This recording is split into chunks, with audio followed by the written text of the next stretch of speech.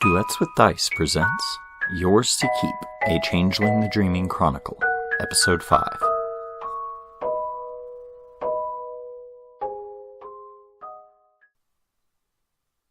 Okay, so, welcome back. So this is session 5 of Yours to Keep. A Changling the Dreaming Chronicle, done by... Mo. No. Oh, we were going to plug the name. Oh, I wasn't really sure. We didn't really rehearse it, so I got scared. It's alright. And so, we are, in a new sound studio. Yeah, we've got a new studio. And so hopefully the quality on this one's going to be a lot better. If you've bared with us up until this point, man, you're a champ. And let's just I'm so proud of you. I'm proud of you for the middle of session 2 when you could hear our roommates loudly screaming at things. I appreciate you for coming back after that. I'm really proud. God knows I will. I'm really proud of you for enduring the first half of session 4 where I did not realize that the microphone was plugged in for the first half of the session. We're real professional here at Duets with Dice, and almost definitely. And yeah. Well, anyway, do you remember what happened last time? Those dark days are behind us. Yes, I do. Actually, it's almost as if we've done this before. Almost as if it's like take 2. Yeah, almost. Weird. Yeah, there's no way that's true. So last time we had the murder in Point Avalon. Lysander is a prisoner in a dungeon. Keelan de Winter was murdered with cold iron in her throat and is dead forever. Her fairy soul has been snuffed out. I got in with a detective because I want like my man on the inside. And so I feel like the detective is the best way to do that. So I invited him to my house for Beat Wellington. We had a good time, I think. Yeah. Actually, now that I think about it, after we finished, did we record his role for me? We had a positive we had a meaningful interaction. He had to do a role. Sure, I think did. He failed. He didn't botch, but he failed. He failed, yes. So he's got an interest in you. Yeah, he's very interested, which it could be good and it could be bad, depending on the situation. Is it a good thing that a man with a keen observance now has his eyes completely on me and the bullshit I'm into? We don't know. Yeah. It's a mystery. That's that's a pretty good recap. Okay. So. Yeah, she was murdered. I can't remember if anything else significant happened. Oh, yes. Yeah, it was a little bit of a slower session. It was a slower session, but once Mr. Graham showed up, it was much better because then I got to weird out another person unaccustomed to it, and honestly, that's kind of the best part. Okay. Aiden Graham, yep. I got to befriend him. That being said, because of that role, though, he's also very interested in me, which, it's my curse. It is your curse. It is my curse. That's what happens when you pick she. When you pick she, sometimes people just, take a unhealthy interest in you. Yeah. And if they're a detective, they probably don't recognize it as unhealthy because they're just doing their job. I didn't think about that, but still really good. Man, he's gonna uncover weird shit. Mm-hmm. If it ever gets to the stalking level, I wonder if he's just gonna be like, I'm not interested anymore. I have no idea what she's doing at night. She appears to just be burying entire bikes in the backyard. What does that mean? I'm growing a tree. Yeah, stuff like that. Yeah. So speaking of your weird erratic behavior, we'll start in the middle of you filming a video. We haven't really focused a whole lot on your... It's been a busy 2 days. Yeah, we haven't... Well, I mean, just in general of the Chronicle itself. Yeah. We haven't really focused a whole lot on the fact that you are YouTube famous. I wouldn't say that I'm YouTube famous yet, but, I mean, I'm getting there. You're probably... It's climbing. Yeah. I'm like 2 viral videos away. Yeah. From, like, I don't know. So what do? You do flash cartoons or? Oh no, I don't do flash cartoons or anything like that. A lot of my stuff is probably a little bit abstract. I definitely do a lot of like beauty stuff. I'll talk about like how I do my hair, or I'll talk about clothes, or I'll talk about, you know, stories about my life and things that, like, almost like a diary sometimes, where it's like, well, this happened to me and that's how it made me feel. And she tries to give a positive message sometimes when they don't get too long and rambly and she has to cut it up into multiple parts. Stuff like that. Yeah. What about our weird stuff? Weird stuff? Because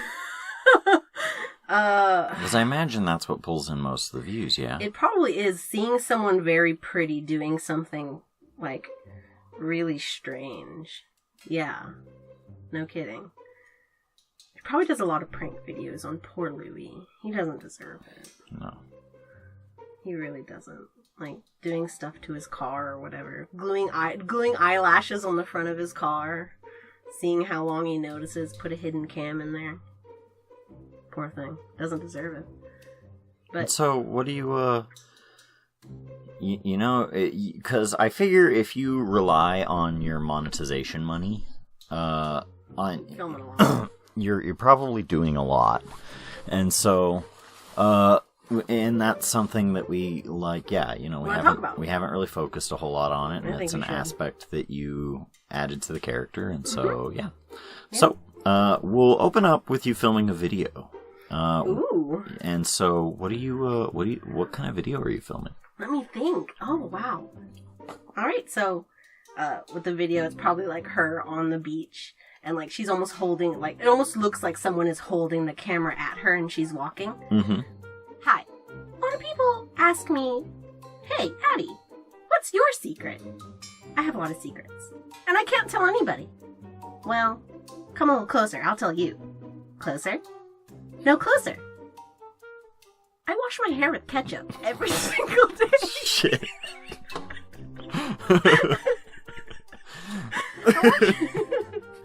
And she does it with a straight face, by the way. Yeah. I wash my hair with ketchup every single day. Heinz is my favorite. It smells the best when it's covered in water. That's my secret. But you can't tell anyone. Anyone. You have to promise me that. Okay? And then she just, like, smiles with, like, a beautiful, like, Colgate smile. Hair blows a little bit. Not apparently smelling like ketchup, but this is a video, so you have no idea how much like ketchup it smells. And so, do you have anybody assisting you with this video? Do you have someone, like, walk up? Like, I'm picturing, like you're at the boardwalk, and, like, somebody on camera, somebody with a camera is, like, walking up to you, and you just turn to them, and you're like, hi! You know, a lot of people ask me, what's your secret? You're just so beautiful. I have a lot of secrets. Maybe I'll write them down, throw them in the ocean, and they'll come back to somebody. And then that person could have my secret, but they'll never know it's mine. Wow. You know, stuff like that. Who's helping you? I wonder if I could probably rope Sid into it. I don't know, would Sid laugh? No. Good. Sid would be like, hey, I took off work for this. You need to pay me. I'd pay Sid. Of course I'd pay Sid. Or I would just wait for him outside of his little booth, his little t-shirt booth. Mm-hmm. And I'd just wait until he gets off. Are you utilizing utilizing title when commanding him? Oh. You know? No, this is just because, like, we're friends, and we, like, spend a lot of time together, and that's all.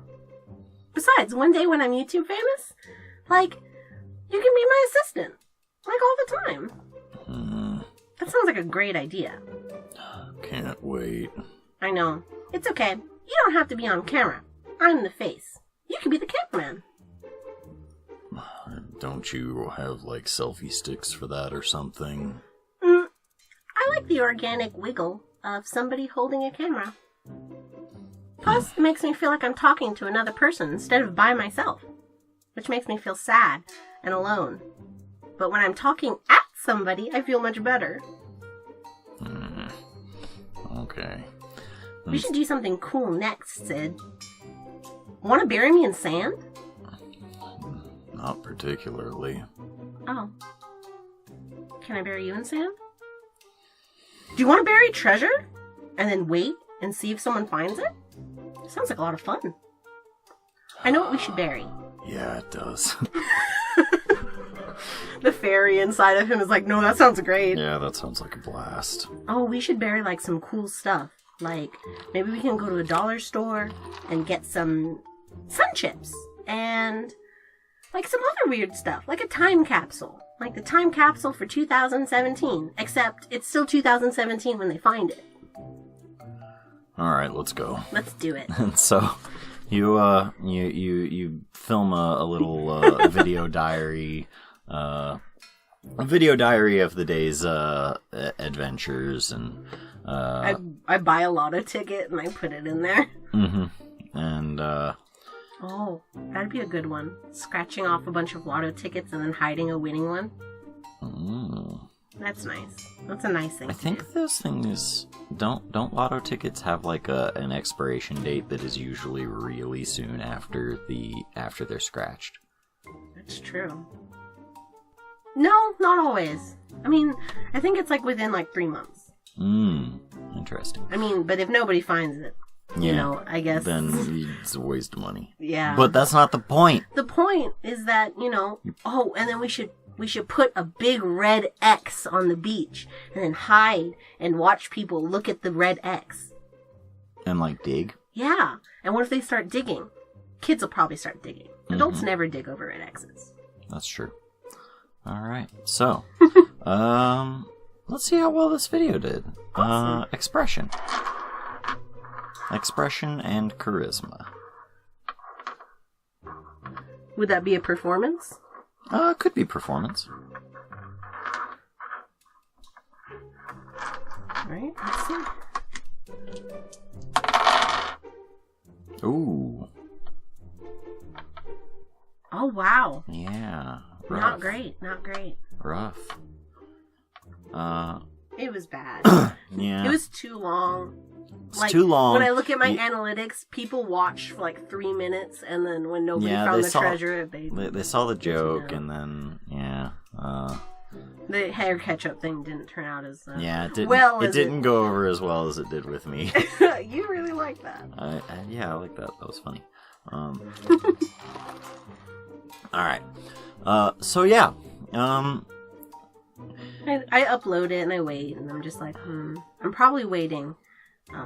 Is this chronologically after all the other nonsense has taken place? Oh yeah, yeah. And so right now we're just kind of waiting for the meeting. a few days. Yeah, it's a few days later. Was a meeting ever announced? Yeah. There was a meeting that was announced, and people are expected to arrive.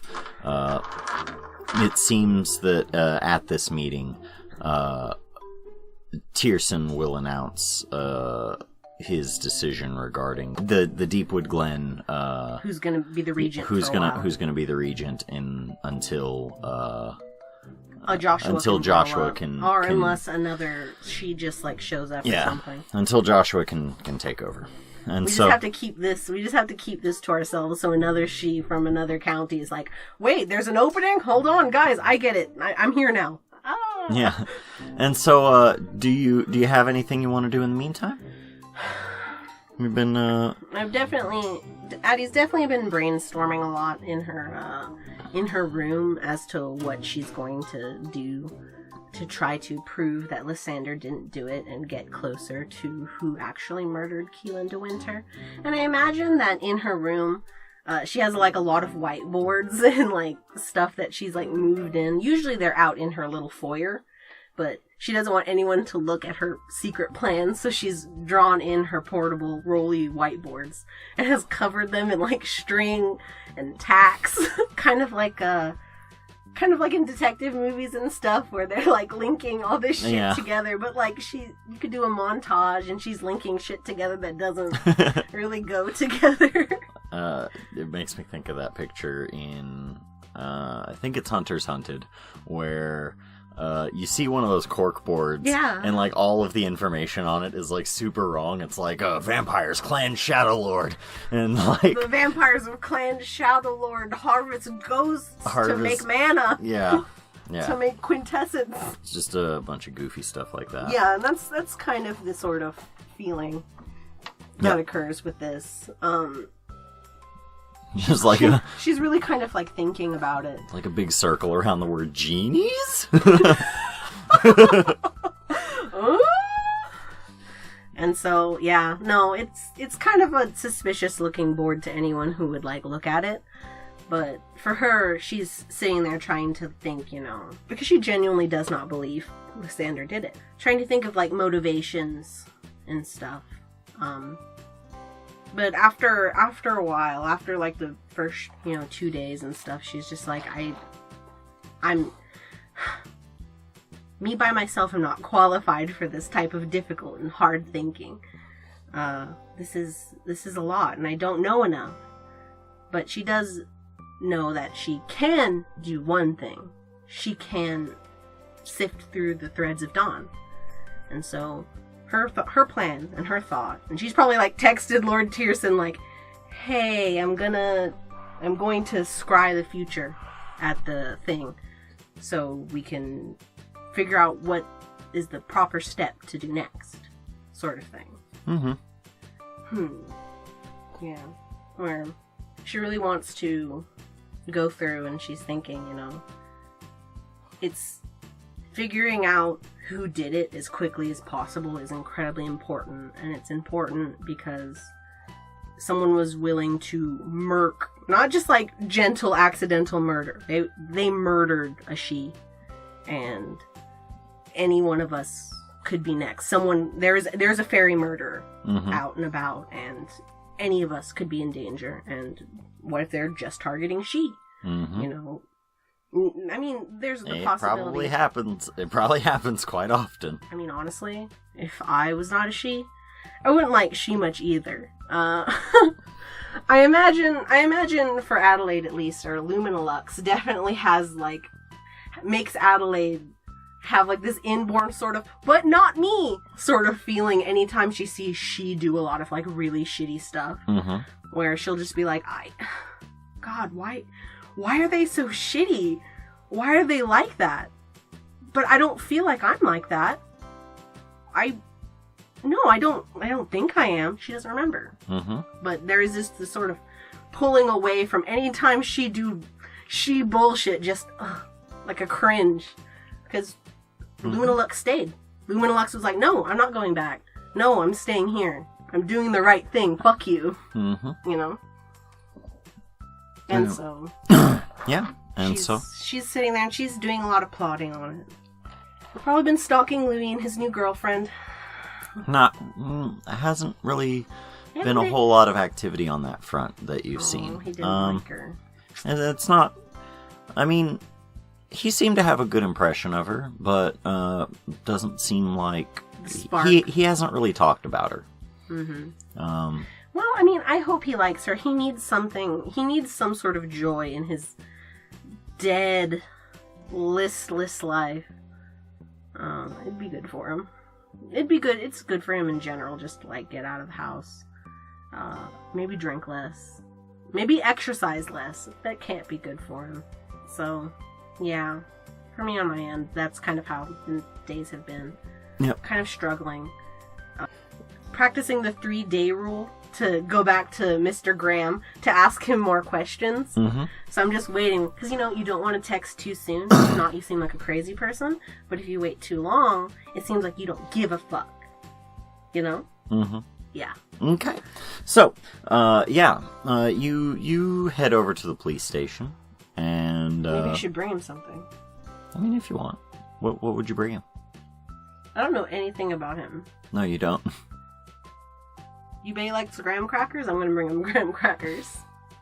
I'm going to bring him some stuff for s'mores, even though it's the middle of summer. You bring graham crackers, and you're just like, don't worry, I got you. And then you just point at the name and like wiggle your eyebrows, and he's just like, what? I mean, Yeah, no, that's about it. Or I just show up, and I hate going into the police station. It's pretty hard to go in there. Yeah. And so I always... It's one of those things, like, I go in there, and I act super uncomfortable. Like, noticeably. So... Okay. So... And I'm just going to check something in the book real quick. Of course. Regarding banality and when I should dole it out. Let's see here. You can pause it. Gaining banality. No, it's no big deal. Because I'm already there, baby. Alright. Gaining banality.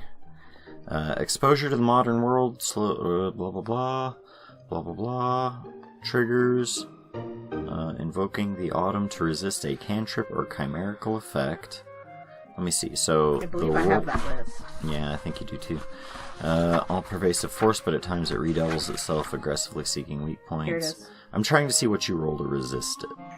Like, I guess I'm thinking of it sort of like a, When the character experiences a banality trigger, the player rolls Grammar difficulty 8. If the roll fails, the character gains a point of banality. If the roll is a botch, the character gains a point of banality for every one roll. Yikes. Which with me, which will be like 7 or 8. Bye, Addie. Bye, bitch. Yeah. Alright, so let me see what you got. So for me, breaking an oath, wielding cold iron, killing a member of the Enchanted, ending a changeling's mortal life, killing a changeling's chimerical self. A couple of these don't count for me due to me being a wildling. Wildlings can totally murk other fairies and not suffer that consequence. Willfully destroying a treasure or any other irreplaceable fairy artifact, failing to overcome a target's banality while enchanting them, and invoking the autumn to resist a cantrip. And then there's my antithesis, which is my personal one, which is tearing people down. Yeah, you don't do that. Where something within Luminalux, the very opposite of what she is a demotivation. Is Adelaide the sort of person who would have done that anyway? Because I feel like the idea with the antithesis is that it's something that she wouldn't speak to people in general. Yeah, before. yeah, and so I'm wondering if maybe there's like a better antithesis that would probably come up actually, like in game, because. Do you have any ideas? Well, I don't know, because I feel like we've sort of had a hard time so far separating Lumina and Adelaide. I wanted this upcoming meeting to sort of highlight the difference between these two people. And like how are you going to do that? How do you think you're going to? There is a bunk that I'm intending to do. Right. And the bunk will sort of show the type of person Adelaide was and still is. It doesn't go away, but there's just competing natures now. Mm-hmm. Like, so remind me what House Fiona's House Fiona, the boon. No one can inspire fear in you. Only the threat to loved ones causes fear, and your flaw is you love danger. If you back down from a challenge, you lose willpower, which is why she's always so gung-ho for literally everything that goes her way. Okay. Can't back down, fear. Okay. Yeah. Okay. So it's very chivalry-esque. House Fiona is, it seems to me. Yeah. But there is a. Okay. So, yeah, you stop by the police station and you drop off some graham crackers. Just be like, "Hi, are you on your lunch break?" What? Oh, hi, Adelaide. Do you remember me? Yes, the Beat Wellington. Oh, yes. Well, I have brought you a gift. What did you... Oh, well, you didn't have to do that. No, this one's for you. That's really and nice. And I put it on his desk. Is it wrapped? Yeah. Oh, that's really nice. You didn't have to, and he starts opening it to get me, It's all the stuff for s'mores. I figured that you'd really like s'mores. Why? Your last name is Graham. Graham Cracker? He just sort of looks down at the big Graham on the box. It's even spelled the same and everything. And so I thought maybe you'd be really into that. Because if I had like a food name, I think I'd be really into that food, just to make everything like fit together narratively speaking. Thanks, Adelaide. No problem. Do you want to come to my house again? Well, no. Maybe. Okay. Maybe.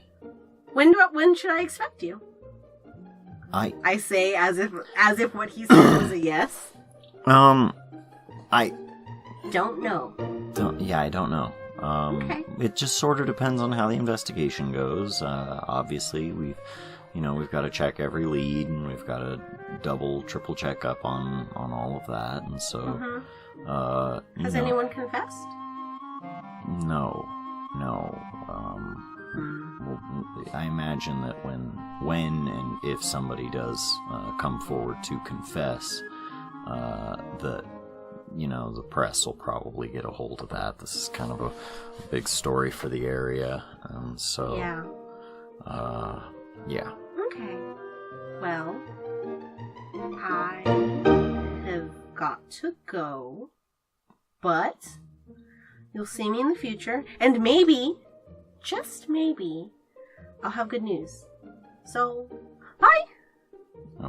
Bye. She just sort of like walks backwards facing him out of the police station. Like all the way through. He just sort of sets the graham crackers on his desk and it's just like, oh, okay, alright. I guess so. Viking still walking backwards outside of the window near his desk. And I wave at him and then keep walking. Back to work on his paperwork. And, yeah. So, a few days pass, and the time is nigh. Everybody in the freehold is present, save for the three goons. They didn't show up? Shadra, Cardis, and Maddock are not present. I wonder why they didn't want to show up. Everyone else is here, though, at Cresthaven. And, and Tierson is, How is he? You've never quite seen him like this. He seems quite resolute. Oh. It's not... He's probably had to do a lot of official stuff recently. Yeah, it's a lot of official stuff. He's still very much wearing his emotions very loudly, but right now he's trying to affect the demeanor of someone who is in command and in control, and so yes, that is what he's that's what he's doing. And he pops out, and there's like a really lovely dinner set up, and there's all sorts of chimera running around, little chimerical creatures just setting up dinner plates and stuff. And can you give me another perfect recap of what the freehold looks like? So this particular freehold, it's a castle. We're in his. Yeah, we're in his. We're in Cresthaven Manor. Yeah, you're in Cresthaven Manor, and Cresthaven Manor is on the outside a perfectly normal, kind of modern style Victorian home, where they want it to look very nice, and they want it to look older than it actually is, and it's just like a nice out of the way Victorian home. Inside, it is much more like a Victorian mansion. It is in the very classical sense. Long, huge balconies that are like 7 stories up, and all manner of just wild and crazy stuff, kind of like the Beast's castle. I was literally just imagining that, but I was just trying to erase Emma Watson. Mm-hmm. And so everyone showed up with the exception of those 3. Yeah, those three did not show up, and you're in the Great Hall, and yeah. So I'm thinking Tierson. About what I'm going to do and how I'm going to use the environment in order to do this, because I imagine soothsaying in its way is kind of At least when I'm doing it literally within a freehold, maybe there should be some sort of environmental stuff to it. Like maybe I can see it, other people see it, stuff like that. Is it a weird cantrip? Chimerical. Chimerical, yeah. So, yeah. Yep. So, like, maybe he has, like, a grand mirror or, like, a long table that has sheen on it. Mm-hmm. I kind of want to, like, use the environment in order to... I want it to show up, is what I'm asking. Yeah. I'm requesting of you that it show up some way in it will. This beautiful... Yeah, everyone will see it because your chimerical effects... Anybody who has a sensitivity to the chimerical world will see your chimerical effects. And so, you have a seat you have a seat behind him, of course, as is right and proper, near the head of this long table, and you see it goes down based on rank, huh? Yeah, kind of. Of course, it goes down based on rank, and it's sort of. It's almost comically long how long this table is, and at the very end we just at the very end there's just like commoners and the unaffiliated. Lily and my friends are just like Lily, William, everyone except Sid, who's sitting there right next to you, are just sort of over there, easily whispering, and nobody can hear a thing they're saying because. They're so far out. Yeah. As Tierson walks in, he activates one of his arts, and the table sort of shrinks down to more respectable, to an easier size to deal with. And in fact, the table at one point sort of branches off into like a T shape, and then branches off again, and then sort of shoots off into different tables. But it's all like part of the same table. This way it pulls it closer, and so rather than them being hundreds of seats away, they're now they're just like right next to each other. Like they're all just like they were enjoying their elbow room. Everyone, it is no secret that the death of Keelan de Winter is a tragedy that is befallen this freehold, this community. You can see he's getting a little sad. However, we must go on. We must ensure that the order that we maintain stays as such, lest the freehold fall into the hands of those we would consider our enemies. And, everyone's sort of murmuring, and they can hear it, and, everyone's out there, and, Doyle, and...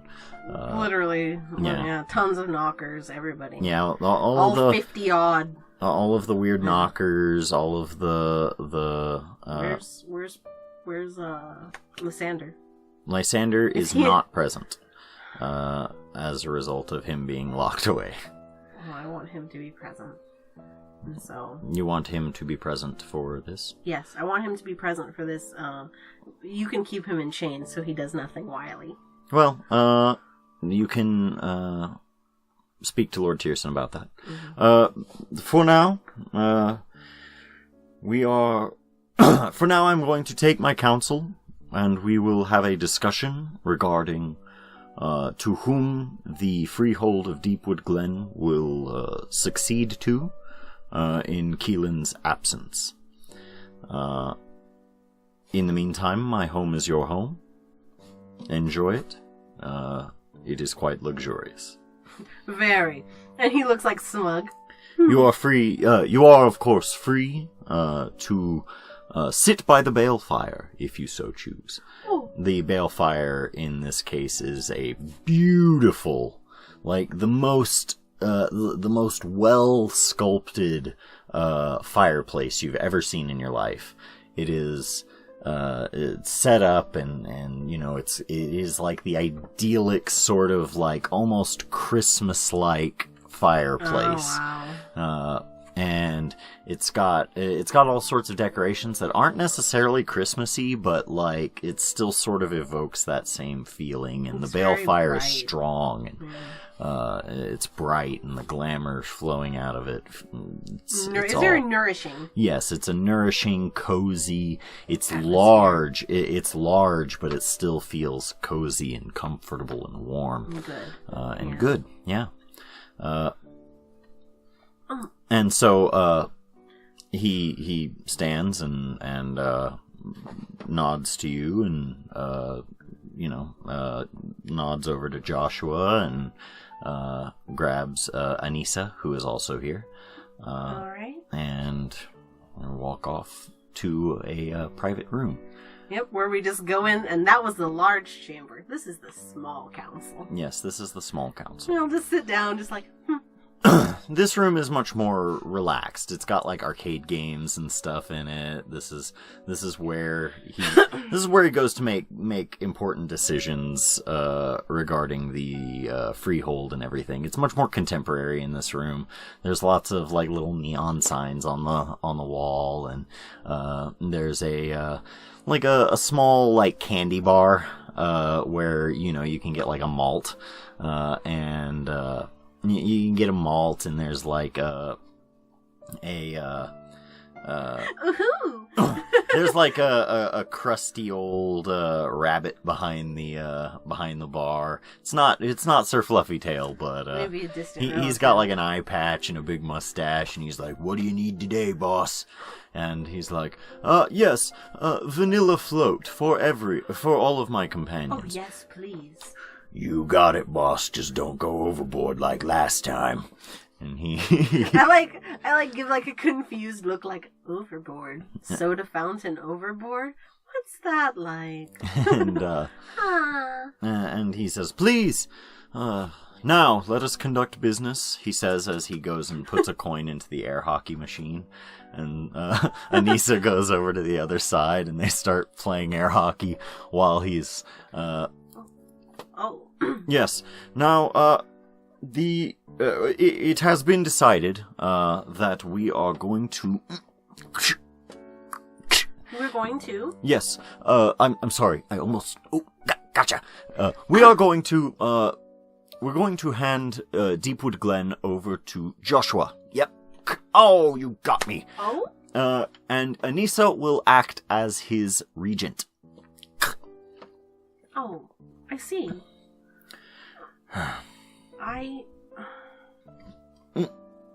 And that is how we will do things. In the meantime, let us deliberate.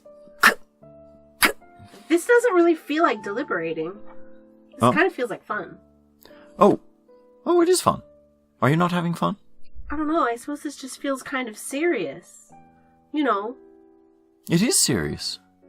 It's deathly serious. It does feel... You! Anissa, what the hecker? I want to win. I don't believe this is Mo. Who do I know much of Anissa? Anissa is the Selkie lover of yes. Lord Tierson. I forgot. All right. He is madly in love with her and gets very, very sad when she leaves. I see. Do you think Josh... I'm concerned for the safety of Josh. Why? And Joshua's over there playing Xbox. Joshua's just a little childling. Although he is full of energy, and I think he can and is capable of doing the right thing. I'm, not to sound like a grump or anything, concerned for his safety. Well, that's why he has Anissa.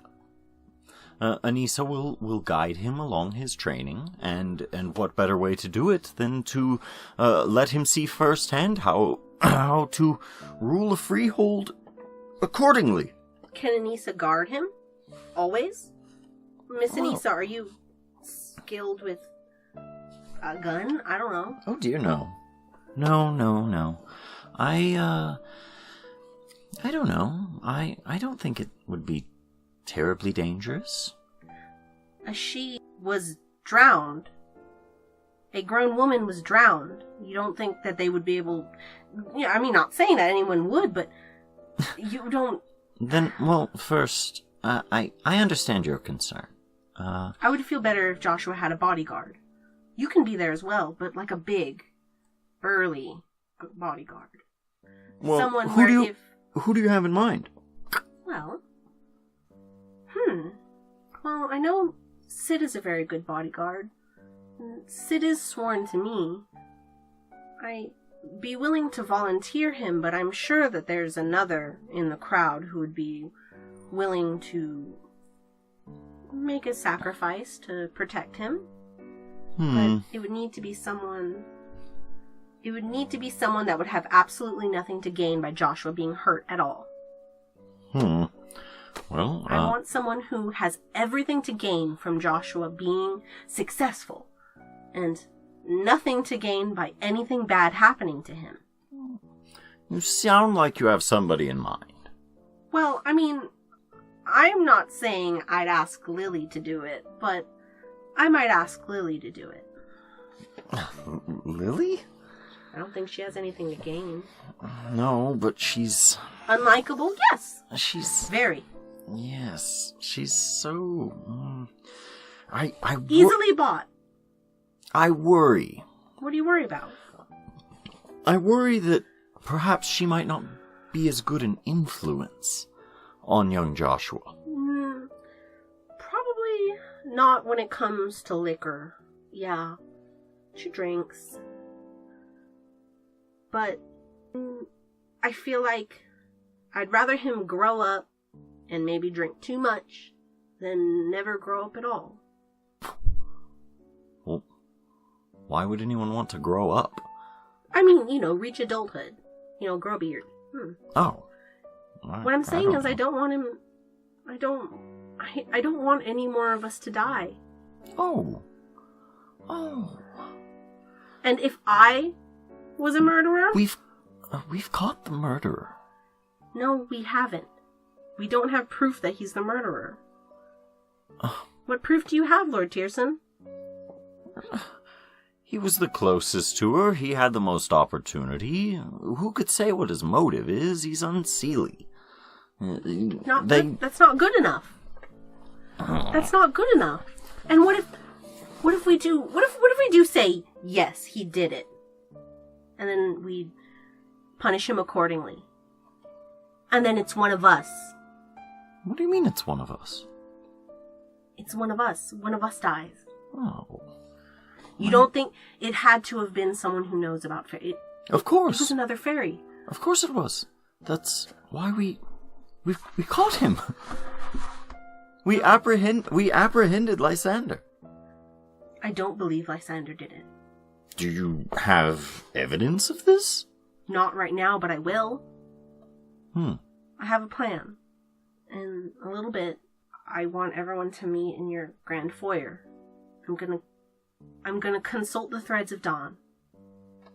And then maybe we'll find out. Maybe we won't find out who killed Keelan, but maybe we could see if one of us is next.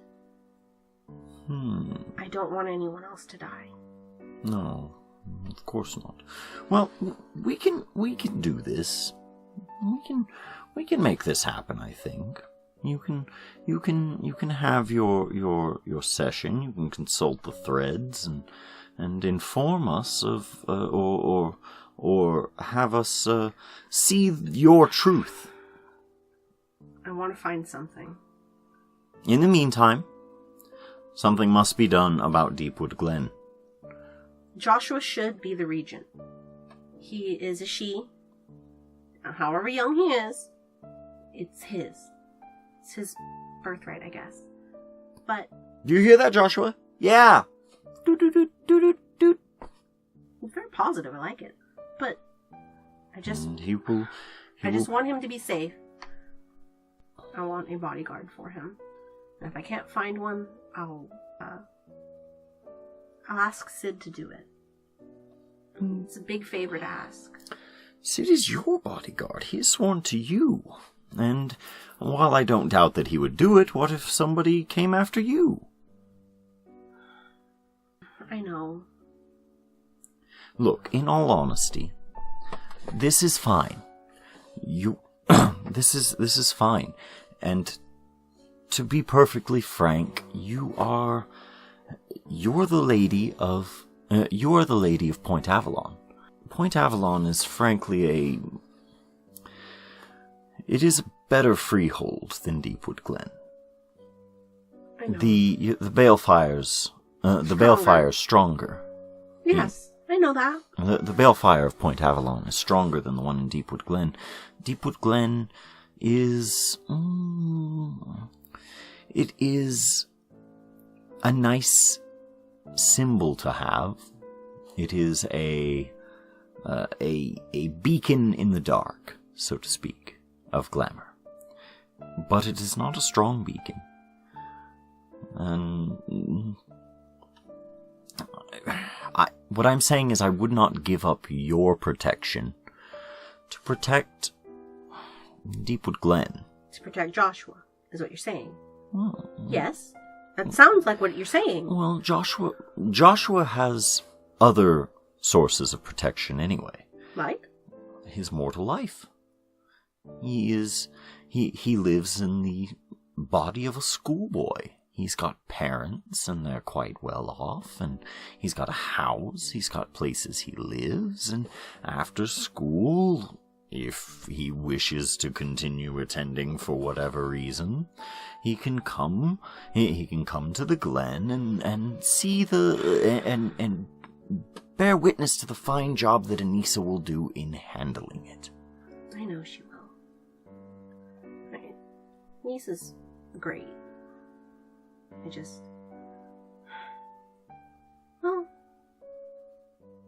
Joshua? Yeah? Joshua, do you do a lot of fighting? Like at school or anything? Oh, no, not really. Though I wish I was like Batman. Yeah? Yeah, he sees the Joker, and then he punches him in the head. Yeah, no, he really does. Yeah. What a beautiful dance those two share. Anywho, would you be interested in learning how to be more like Batman? Are you gonna teach me to be like Batman? I think I know somebody who could teach you how to be like Batman. Cool. And he can teach you how to defend yourself and others. Okay. Because one day you're going to be an adult, and you'll get to carry like a real sword. Or whatever Batman carries. His fists, mostly. Yeah. A batarang. Yeah. A batarang. I don't know if Sid knows how to use batarangs. I'll ask him. But it is my opinion that you should learn how to fight immediately. Yeah, I can fight. Yeah. I can already fight. Can you? Sorta. Not like Batman, but more like Doctor Strange. Yeah. Like that movie. With like magic and like all the cool fairy stuff. Like oh,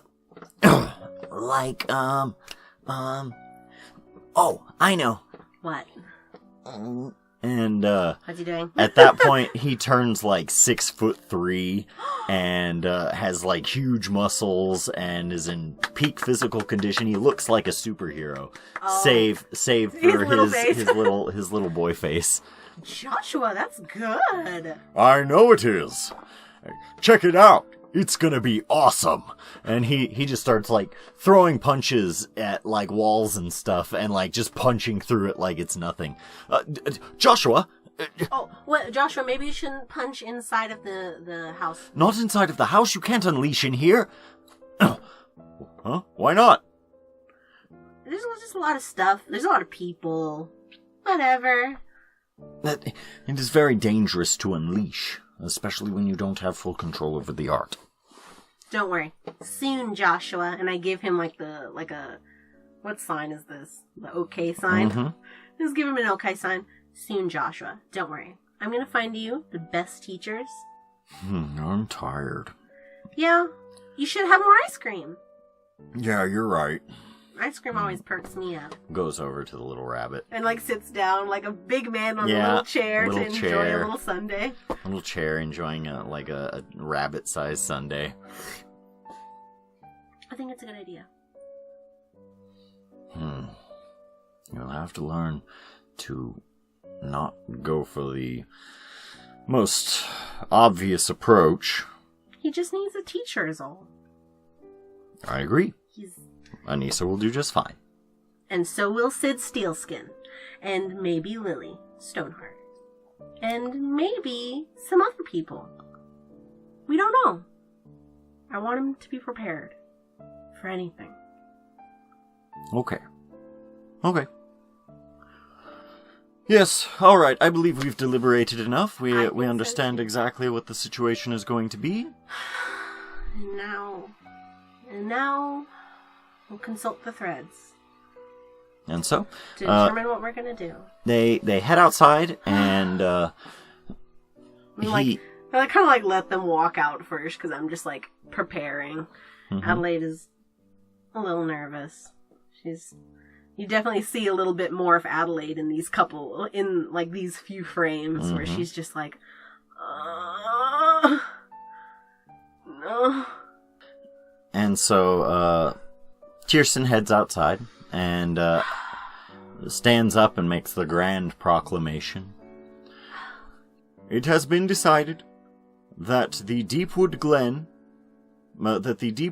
freehold will fall to Joshua. And everyone's just kind of like, duh. They're just like, ugh, what a waste of time. At least the food's good. I love when these guys cater, man. Yeah, the knockers are just like, fucking duh. Why did I even show up? Why did I even show up here, man? And sitting there grumbling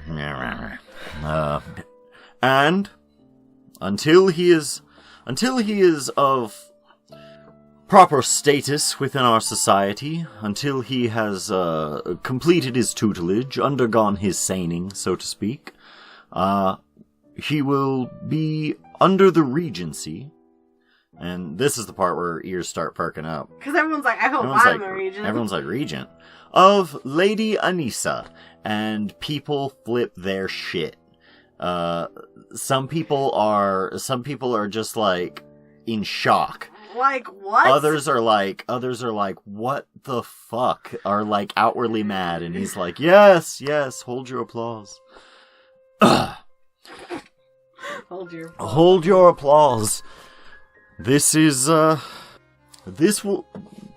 will find that for our community, this will be the best option.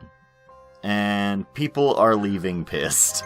Like, some people are just walking out. They're livid. And Anissa sort of just like... Wow, I didn't think she has this, like, look of concern on her face. Yeah, even Adelaide's like, I didn't realize that she was... Is she an unpopular person? This seems kind of... And then so she kind of like puts it together like, oh, that's his girlfriend. They're probably like, ugh, nepotism. And so she's just like putting it together like, oh, that was a bad reaction. Mm-hmm. And, yeah.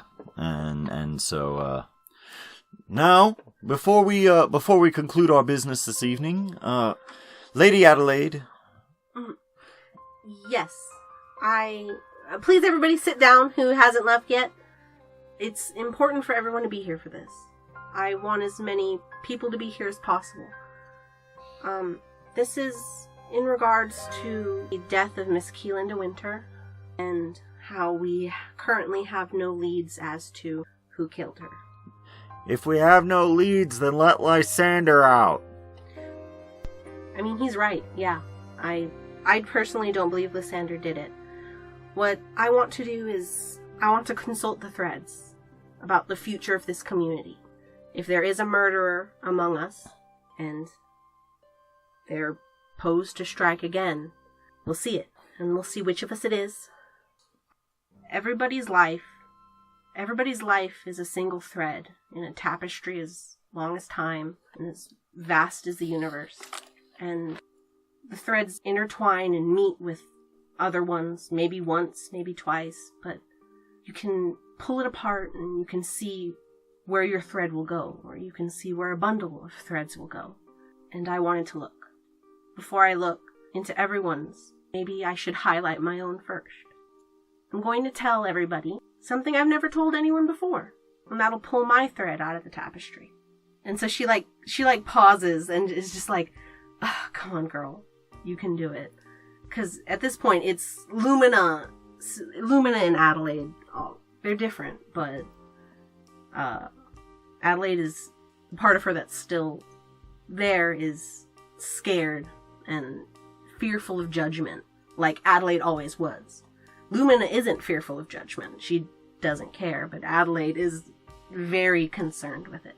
So, Adelaide sort of like, straightens her dress and pulls back her hair, and she says, when I was in middle school, I was very, very sick, and nobody really knew what was wrong with me. I was in the hospital all the time. I was tired, and I was tired of everybody always staring at me, and looking at me in general. I was tired of living, because that meant I would have to get up and exist another day and to just kind of continue. I got sicker gradually, and I came up with the idea that maybe in order to check out with everything, maybe I should just really, really get sick. Like, maybe permanently. Maybe that wouldn't be so bad. And so I gathered up, I don't know if I want to say courage because it's cowardly.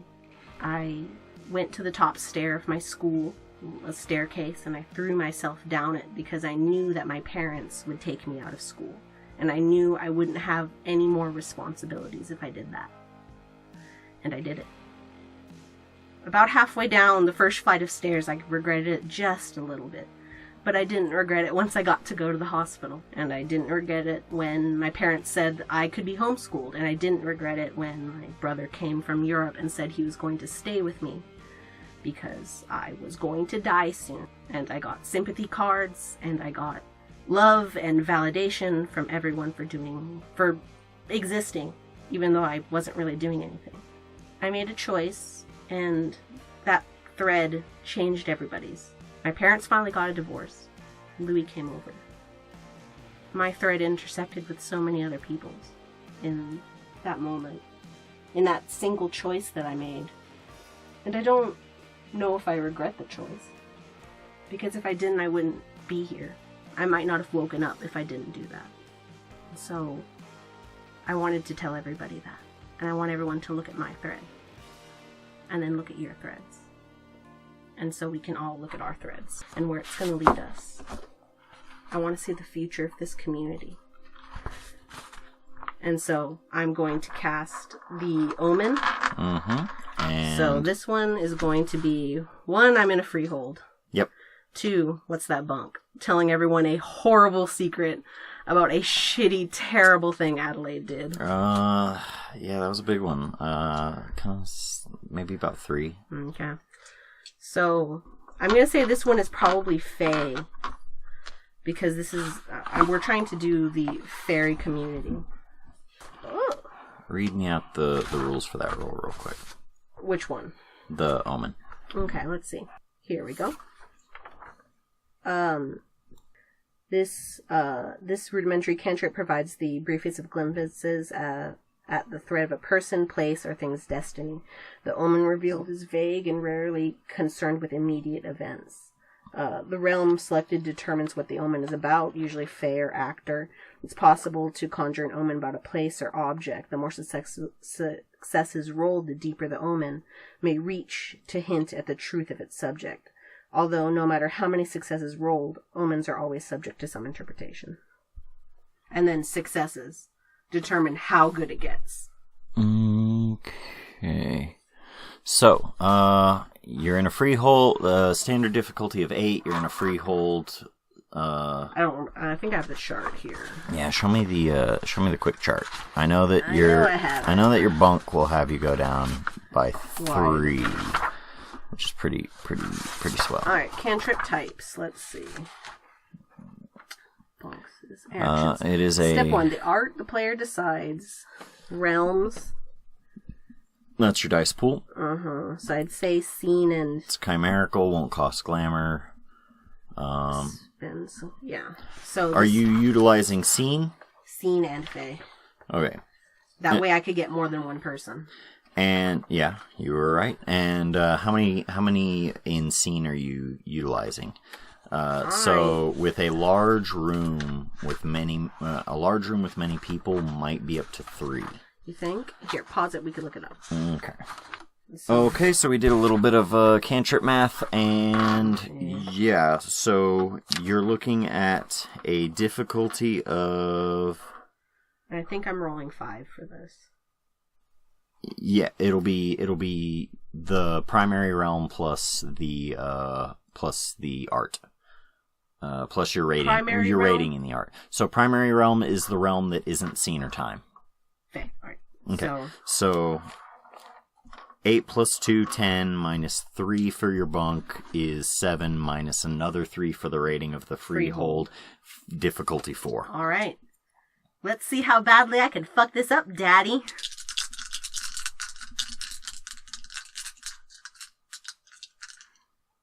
Do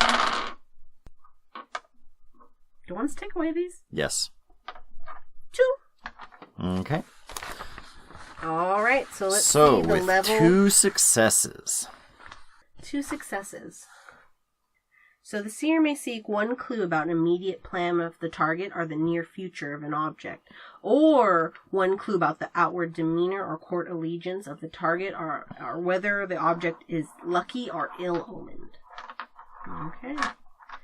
Dang it, I was really hoping for that 3. That third dot is exactly what I needed. What 1 clue about a long-term goal of the target where the object will be in the future as well. Shame you didn't spend willpower. Alright. I didn't think about it. So, Didn't think about it. But, I mean... You got what you got? I got a clue. And so... so where does this show to people? So it'll show along the walls. But which one of those clues that you have accessible are you most interested in hearing about? I'm going to do near future of the object. And the object being the community of Fae. So, as you are seeing the tapestry, you're seeing the tapestry sort of wave over. See mine as I sort of talk about what's happening. Yep. And it sort of intertwines with a whole bunch of others. Yeah, it sort of intertwines with a lot of others. Lots of lights, lots of changes of color throughout. You see the tapestry sort of. Okay, so as you're looking at the tapestry, as it lights up, you can see yours. You can see your thread, and you can see it interact with many of the others at this moment. And as it goes into the future, you can see that one of the strings on that tapestry sort of diagonally curves away. It diagonally curves away, and yours sort of chases after it. It chases after it, and you can see this particular string because it has very little color to it. It's sort of a grayish, and it goes off, and yours sort of intertwines with it once, intertwines with it again later down the road, and then it hits again, and one of the strings disappears, but you can't tell which one it is. Oh shit. And so, meanwhile, as you have left behind the other strings of the tapestry, some are, the tapestry becomes very chaotic looking, in the bigger picture of things in that particular area, and you sort of get a good look at the picture that the tapestry is building, and it is one of chaos. And so your near immediate future is going to be wacky, pretty chaotic. Fine. And everybody sort of is like, well, I'm scared now. Everybody's like, well, I wasn't worried about it before, but now I am. And Tierson is not happy. He is, he sort of looks at it in aghast if his interpretation is correct. Yeah. He has a bit to be worried about. Well, maybe worry is good. And at that point, the chimerical tapestry that you see actually falls down into a small little tapestry that sits on the table in front of you. Pick it up. It's gonna be hard for everyone soon. I'll do with this what I can. I'm sorry that it's not more. Because she was kind of like, oh, I was really hoping this was gonna be good. She's pretty crestfallen about it. I'm sorry that it's not more. I think we should let Lysander go under oath. And what do you suppose that oath should be? Tierson says. I'm not a master of oath crafting. It's not an art I excel in. For him to do no harm to himself nor others, nor leave Point Avalon. Fair enough. I'm sorry, Lysander. And Tierson, he is annoyed. Yeah. At that point, the door busts open. Several of the people who ran off are now behind Shadra, Cardis, and Matic, and they look pissed. Tierson, what is the meaning of this? You're going to put your puppet she on Keelan's throne? Look, I didn't like Keelan very much, but she wasn't that bad. I'm like, it's kind of awkward. I'm just like, Compared to you and your snots, at least she fed us. If we needed it, we had a place to stay. We knew we'd owe her for it, but we had it. You're trying to kill us. And Tierson's very upset. Not only are you gonna put your puppet prince on that throne, but you're gonna leave Anissa in charge? Anissa, who can't even be bothered to stay all year? Anissa, who leaves without telling anyone whenever she feels like? And, I love it when she says what everyone's thinking. the room is quiet. Anissa, would you let them starve? Would you starve them out? As regent? They can hunt their own glamour. Unseelie love to hunt their own glamour. Glamour is free, isn't it? You're damn right it is. And You're gonna see how free it is. I don't think that's a good idea, Nerissa. Oh? And I sort of give her like this sort of like, yeah, like it's not a good idea, Nerissa. Anissa. They're worried about their lives. Are you telling me how to run my freehold? I'm giving you a friendly suggestion. You saw this, and I kind of hold up the little tapestry. You saw this. You understand what this means? Do you... She's starting to get flustered. She's like just... She backs away and is just rubbing her hands on her face. She's sweating a little bit, and Tierson's like, no, stop, Adelaide. Adelaide, you must stop. And she's just sort of, no. Maybe you're right. Maybe this was a bad idea. Maybe we shouldn't. No, Anissa, this is for the best. You can hold on to it, and that way you can stay. And she... Stay? Ooh, no! He just wants to keep his girlfriend all year round. Oh, the trauma! You want me to stay? This is a trick, so that you can have me stay forever? Only until the... Well, you're acting as regent. I'm giving you the most I can give you. Tierson,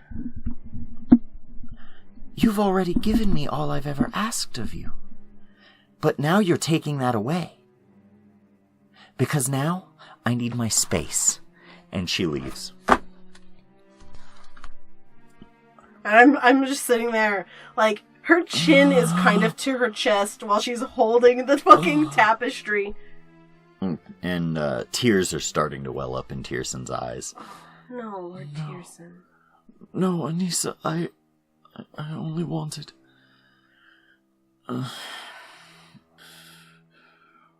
all of you, leave! Yeah, let's go. This meeting is over. Lysander will be freed. Leave! And so she kind of, like, swishes away. She's frustrated. It is a lot of chaos, and it is slowly starting to show itself, and she feels helpless at, just because you could look at something in the future doesn't necessarily mean you can stop it all the time. And so or that you should show it to everyone. Hey, that's soothsay, baby. Yeah. That's soothsay, baby. And so, you have the rest of your evening? Yeah, she's just like, oh my fucking god, I don't know what to do. Alright. No. Just because Anissa needs her space does not mean she won't come back, but it also doesn't mean Joshua doesn't have a teacher. Deepwood Glen how close is Deepwood Glen to where I'm at? It's probably like 2 miles. It's not very big. I mean, yeah, the town itself is probably maybe like 5 miles debating wide, whether or not I should... like 5 miles around. I should be his mentor for the time being, just to, until Anissa comes back, or until someone who, is qualified. Well, you'd have to get the okay from Tierson, and Tierson has excused everybody except Joshua. As I'm leaving, I'm just like, I promise that I'm going to get you the teacher who will teach you to be like Batman. Oh, and he's happy to hear that. You'll be a good leader, Josh. Just like Batman. Just like Batman. Maybe a little less like Batman. Who knows? Maybe more like Superman. We don't know. Superman's kind of lame. Yeah, but Superman has inherent powers, just like you. And I snap my fingers and, walk away. Maybe more like Superman. And so, I sort of walk out and... Oh, Sid, that was so bad, Sid. I'll say. The rest of your motley sort of comes out. We should probably have a motley meeting, yeah. Lily says. No kidding. Why did he have to pick his girlfriend? I say, with my hands on my face, pulling my cheeks downwards. Don't bring your girlfriend into politics. Yeah, let's go. Let's get food or something. And so, yeah, the 5 of you go out to a diner. It has it's a nice little diner. It's got a chimerical counterpart. Mm-hmm. And one of the girls who works there happens to be a boggin. Oh! And she comes over, and it's like one of those cool little 50s diners. I love it here. Yeah, it's one of those cool little 50s diners, and it's got a, on the chimerical side, there is, like... A jukebox. Well, no, I mean, that's there in the... Is it a chimerical jukebox? I mean, there's a chimerical jukebox. No, it's not like it's not like a chimeric... Well, yeah. So there is, like, a chimerical jukebox inside, and, like, a little band plays inside. Oh, God, yes! They're like little crickets. That's what I'm talking about. And they're like little crickets, and there's a little boggin girl who works there. She sees the motley as they enter, and everyone just looks really upset. And she's... What's her name? Teresa. Laura. Trying to come up with like a more fairy-like name for her. Daisy. Yeah, Daisy. Hey, and Daisy. Daisy looks over. Oh, what's the matter? And she's really little. Oh, Daisy. We just came back from a horrible meeting. Oh, the one at Tierson's? Yeah, have you heard about it already? No, I was gonna go, but I have to work. I have to work a double shift tonight. Oh, don't worry. I'm a big tipper. That's good. And the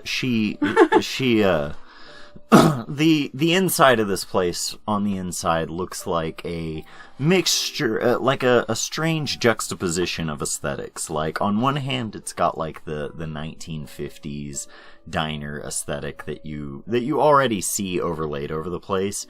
It's just a little more, perhaps, worn on our side. Things age as they do. Yeah. And so it doesn't quite have the sheen and luster that you see in those old drawn advertisements and stuff like that. Where the chrome is always shiny. Where the chrome is always super shiny. Well, chimerically, the chrome is super shiny. Yeah. And it looks like a diner.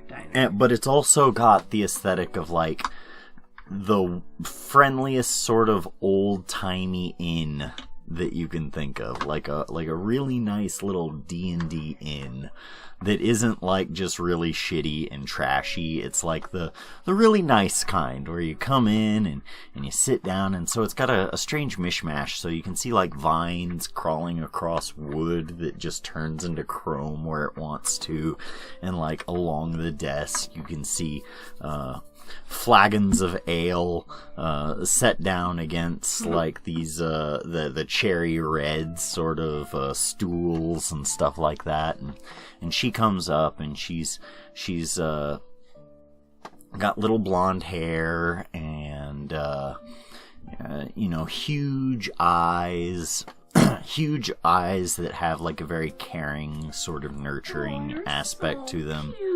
And she stands at maybe about like 3'5", maybe. She's itty bitty. It's perfect. And she comes over wearing her little waitress uniform, like kind of one of those old school ones to fit the vibe of the place. It's like what is it? It's very turquoise with like the apron in front, and she comes over and she's like, well, how about I treat you all to dessert on the house? Oh, you don't have to do that, Daisy. I don't want to put you out. You make minimum wage. Oh, no, I mean, I can make one. Oh. Daisy, you little rascal. Yeah, and I only use a little bit of creamer as the mortal base. Just want to carry you away with me. I'd rather you didn't. I know. I don't think I could pick you up. I'm not very strong. Oh.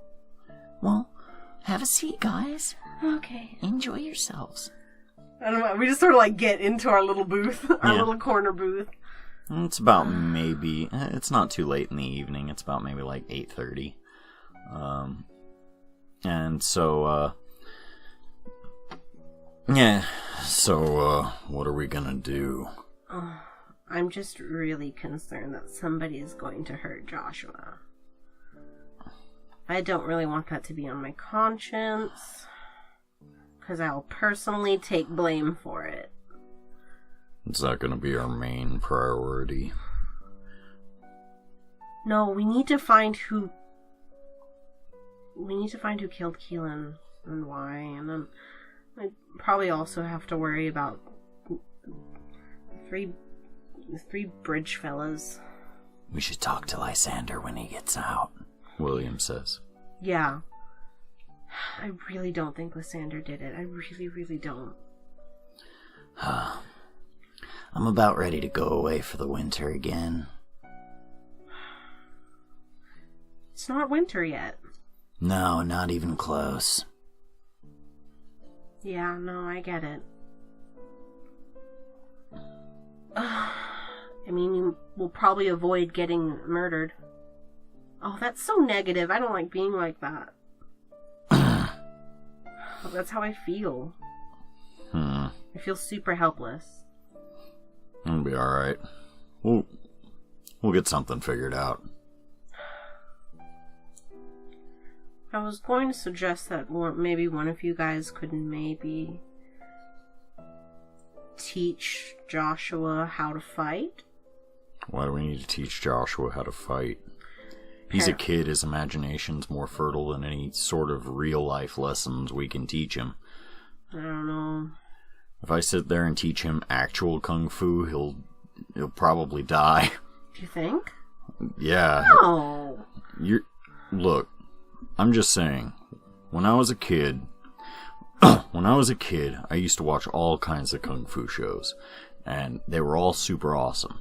And so I begged my mom, I begged her to take me to karate lessons. Yeah, what happened? They were boring as hell. Do you think you'd be boring? A boring karate teacher? No. The point is, all of that stuff that they taught me at karate, super necessary. Yeah, like discipline?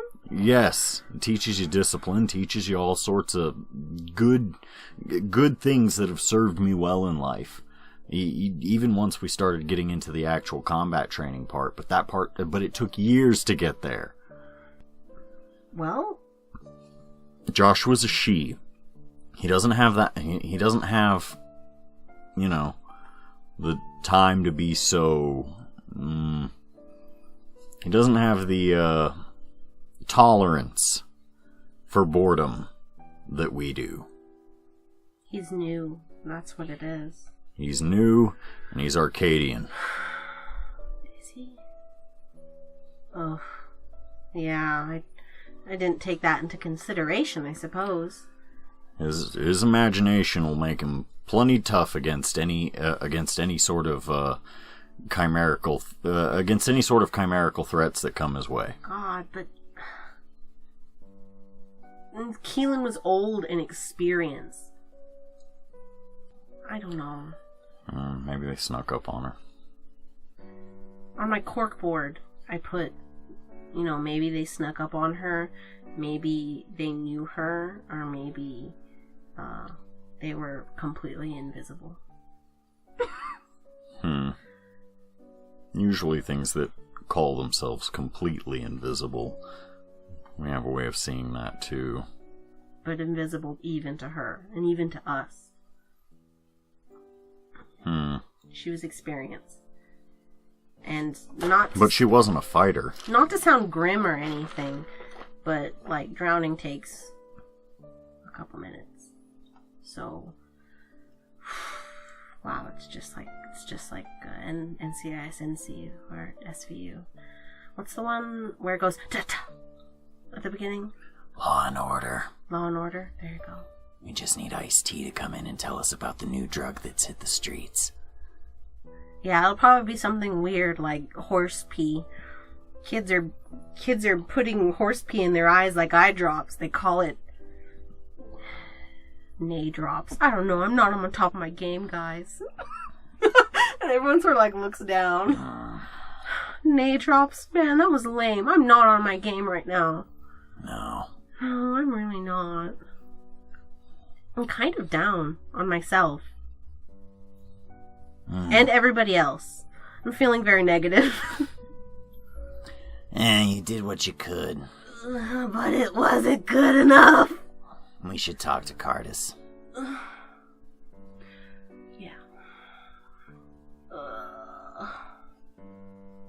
Yeah. That'll probably be a good idea. And she comes by. Daisy comes by with your drinks. God, I love you, Daisy. In the mortal world, she has just put little coffee creamers on your table. However, on the other side, these are like tiny little really nice tres leches cakes. I love her. Oh, I love you, Daisy. Tastes wonderful. Oh, God. You're welcome. Daisy, there needs to be some kind of award for the best Daisy. Because you won it, Daisy! You just won it! And I slam it down. Like you'd slam down a beer. But I just like very gently... Well, thanks. No problem, Daisy. Stay out of trouble. Well, okay. You too. And as she leaves, I love her.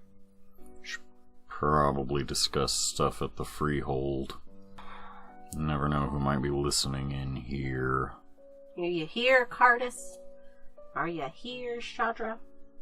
Where are you, that other one? I don't remember his name. Maddock. Yeah, maybe we can convince them to shut up for a little bit. That'd be nice. To shut up? Yeah. Oh, that was awful. William and Lily are just kind of like, even though they're right. I know that they're right. I tried to defend them. Well, I don't think that they should be starved out. As a matter of fact, I think if they could sleep at the freehold, they'd cause less damage to people in general. What an affront that would be. Yeah, I know. If they slept at... no. I know the way they are. If they slept at the freehold, they'd just sap it for all the glamour that it had at that moment. It wouldn't be a freehold anymore. You think they would do that? Glamour is free. Unseelie code. Lily nods. Would you guys do that? Absolutely.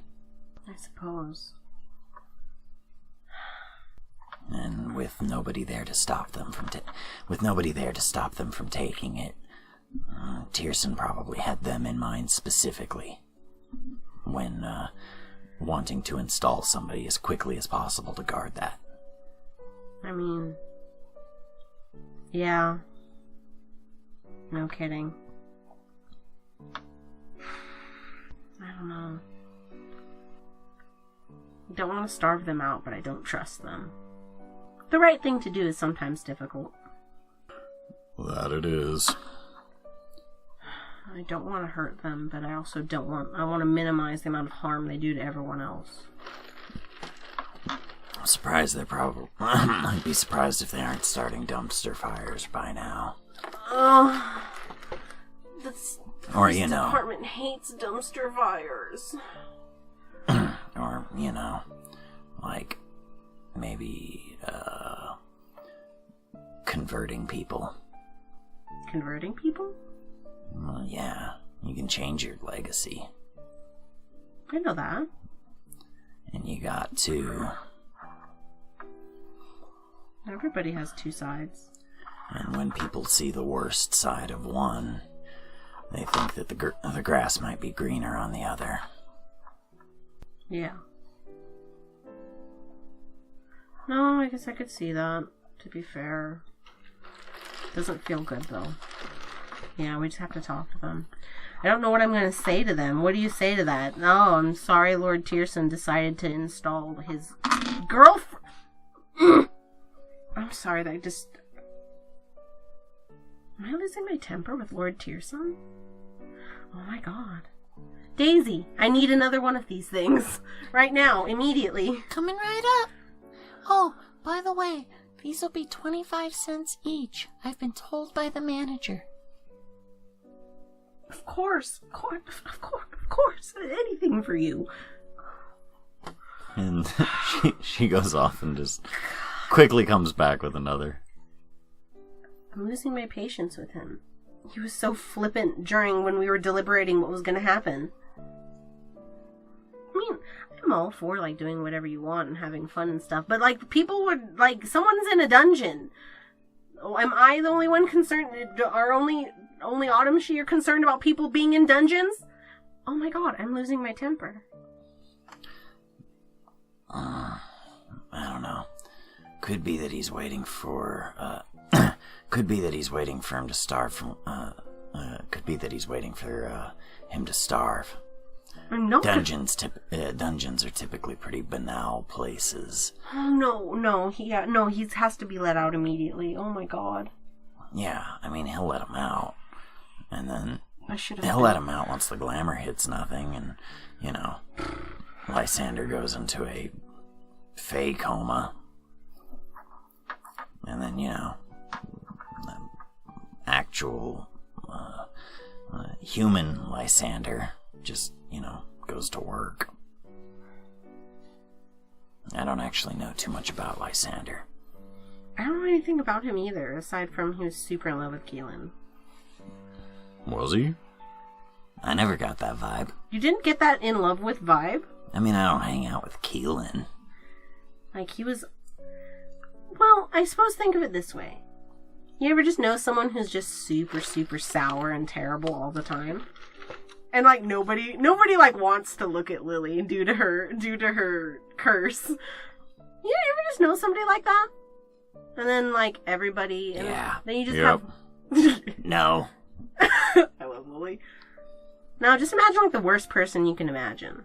Who's just outwardly cruel. And just, like, a bad person. Maybe I'm coloring that. I might be coloring that. But then someone just stays with them 24/7 all the time, does whatever they say. She said jump. Lysander jumped already.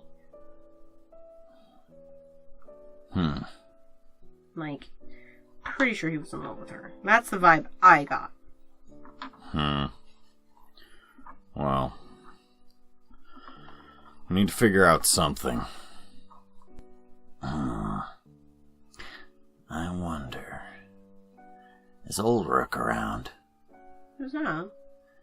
Oh yeah, I haven't seen him around. Who's that?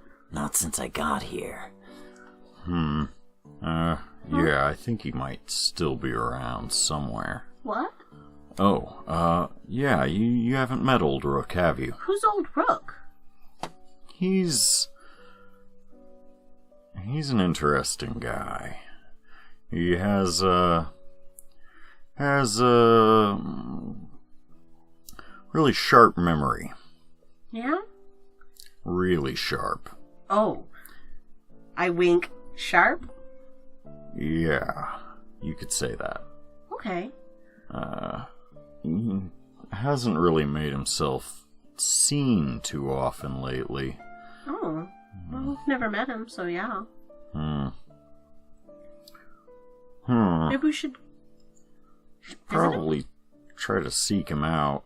Well, that's the thing with old Rook. He makes himself seen when he wants to be seen. He doesn't live anywhere, at least I don't think so. If he does, he hides it well. Is he like a vagabond? Something like that. He's the type of guy who always seems like he's on a mission. Yeah? Yeah. He's got a duty that he's had forever. Oh. He doesn't talk to anybody about it, but he does refer to it. Well, maybe we should seek him out. Maybe he'd know something. Yeah. He's not Fey. What is he? Nobody knows?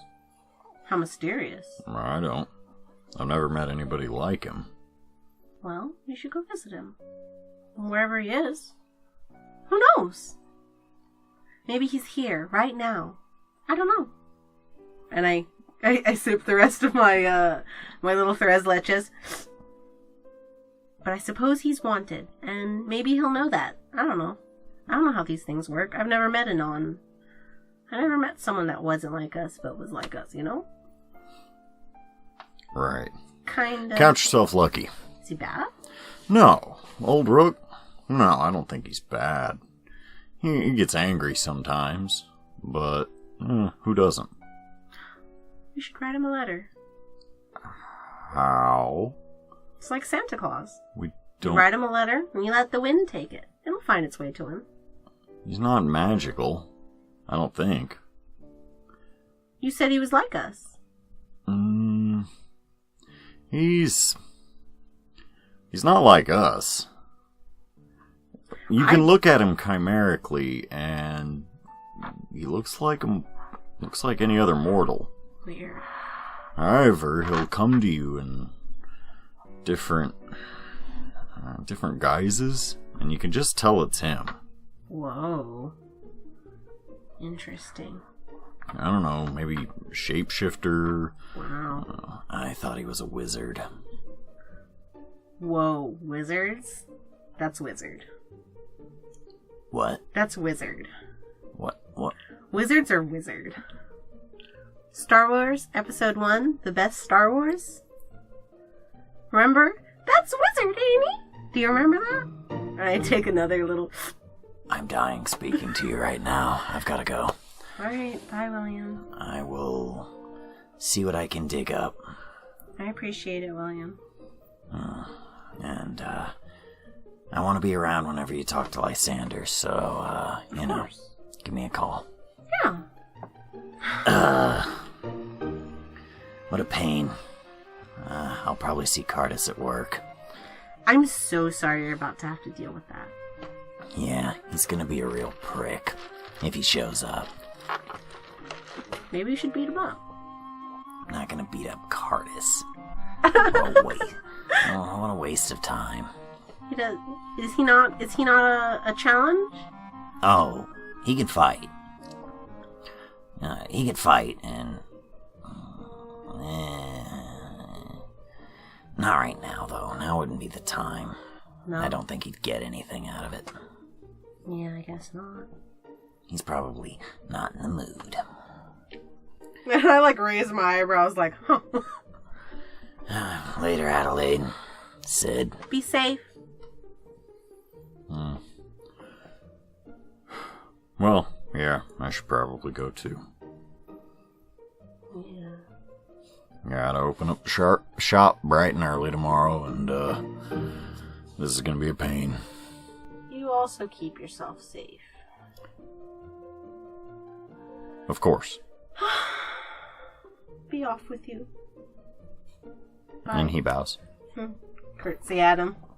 Just put my head down on the table nah. Need another? I don't know, Daisy.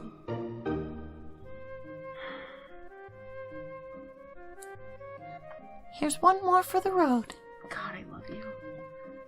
Okay, I'm just gonna tip you so much. How big a tip do you leave? I'll leave her 50%. Don't give a fuck. Wait, what we ordered was those. No, I'm gonna leave her some 20s. Just leave little girl some 20s. No, just take them. I don't. That's not even my money. I just take it. Okay. Louis just leaves money wherever he wants. He's really bad about it. He's never learned after years of living with me, a thief who steals money. You head home, and Louis just I cannot. Adelaide, What's up? I had a big stack of 20s in my wallet, and I was going to use them to buy a nice cake. Have you? Were you going through my wallet by chance? Oh, yeah, no, I have them. But I have more of them upstairs. Let me get you the money. Don't worry. I have more squirreled away. And I go to a picture frame and I move it. And there's a 20 taped to the wall. And I just peel it off and put it back. There you go. Thank you. Need more than that? Yes. I go behind the TV. I'm missing $60. Oh, okay. And I go behind the TV and I peel another one off, and then I open up the remote, and on the little thing where you slide to get to the batteries, there's another one. Here you go. How do I not just find these? Money's everywhere if you look for it in this house. Have Have you ever just tried looking? I mean... Try it right now.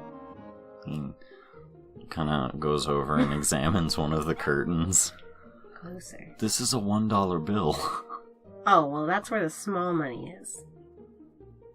You just have one Think $1 big. bill? Think big. He looks up at the window fan, or he looks up at the ceiling fan. There are 50. Starts patting around. Gotcha. Pulls out a 5. What? Think bigger. What does that mean? Think big. Like, in this context, I don't understand. You had a 20 behind the TV. You had a 20 in the remote. Yeah. Up on top of the ceiling fan is a pretty good hiding place. It's not... Woody, it's not about the hiding place. Then I don't know what I'm thinking big about. You think big about, like, the relative worth of something. Curtains, $1. The back of the the little slidey thing off the back of the remote, 20? How valuable to you is that? Very. Remotes are valuable. You ever see someone lose a remote? They lose their mind. Who cares when curtains are gone? Think big. Okay. I'm sorry about you not being able to get your cake. That's my bad. Well, it's I fine. think I might have left a note in your wallet. Did you? I didn't see one. It was small. What? This is a sticky note. I use sticky notes all the time to just for like reminders and stuff. How was I to notice this? Anyway, I've got another date. Yeah? Yeah. I need some good news. Tell me about it. With Cassie, I was going to buy the cake earlier this afternoon. Oh no! I've ruined everything. It's not a big deal, Adelaide. Oh. Anyway, don't wait up. Yeah. Can I stalk you this time? No, you cannot stalk me this time. Okay.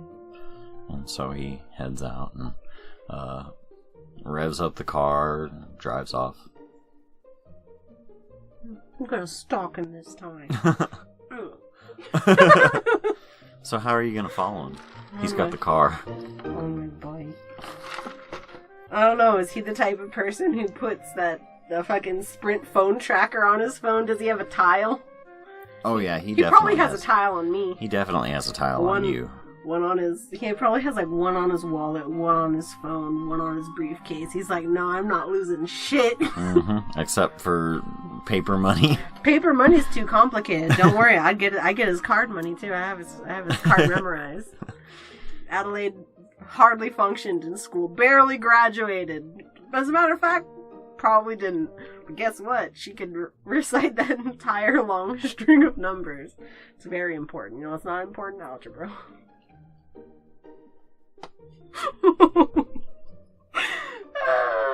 Okay, so I'm gonna go on Sprint Tracker just to watch where his vehicle goes. yeah, his vehicle goes over to a nice little fine dining institution. Ooh.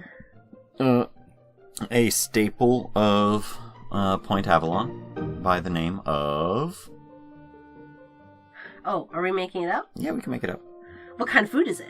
Like Seafood. French, Italian. Oh, like a pasta place, kind of? Kinda. Let me think. Their specialty pasta is like a crawfish linguine. Oh. Mm-hmm. Let me think. And they have the little breaded bits of crawfish in little squares, set up kind of like ravioli. In fact, crawfish ravioli makes more sense for what I've just described. Little Italy's. Little Little no, Italy. It's not Little Italy. Little Italy. It's You say it just like that. Little Italy. Little Italy. It's like one word. Yeah. It's like little e. Lily. Little. It's like little e. Little E. Yeah, I love that. It's very quirky. And so, Little Italy, I see. Good choice. I bet she's gonna love it. Oh my god. I could record Louis' date and put it on the internet. Oh, that'd be really good. Oh my god. I wonder if I get a lot of views for that. Yeah. Yeah, I guess I want to stalk him. I'm fucking sad. I have nothing else to do. Mm-hmm. And so? My life is coming apart around my ears, and I'm really stressed out. So the place itself, it's not like a place with like a lot of windows. It's kind of like the equivalent to our Giovanni's, but the nice one. Oh, I know what I'm gonna do. Can I please harass Aiden Graham? The detective. Yes. How so? Can I make him take me to Little Italy? to Little Italy? Is this something I could do? I mean, that's something you're welcome to try. Mm-hmm. And I'll just wear a hat as a disguise. Maybe like a behind coat. Your giant blonde curly golden hair. Yeah, I'll put on a hat. Oh, and maybe like a coat, even though it's like July. Yeah. Okay, so how are you going to get in touch with Detective Graham? Probably gonna call him like I did last time. Hello? Hi, this is Adelaide. Adelaide. Are you very busy right now? No, why? Have you eaten dinner? Adelaide, maybe I should... What are you trying to do? I'm trying to stalk my brother. Why? Because he has a new girlfriend. And I'm just watching out for him. But I was wondering if you would accompany me to Little Italy's, so I can do that. I'm not going to help you stalk your brother. Oh, you don't have to do anything. You just have to eat with me. That sounds like helping you stalk your brother. Oh, no, not really. Not unless you give me tips and tricks, which, by the way, I'm not opposed to. So, what you're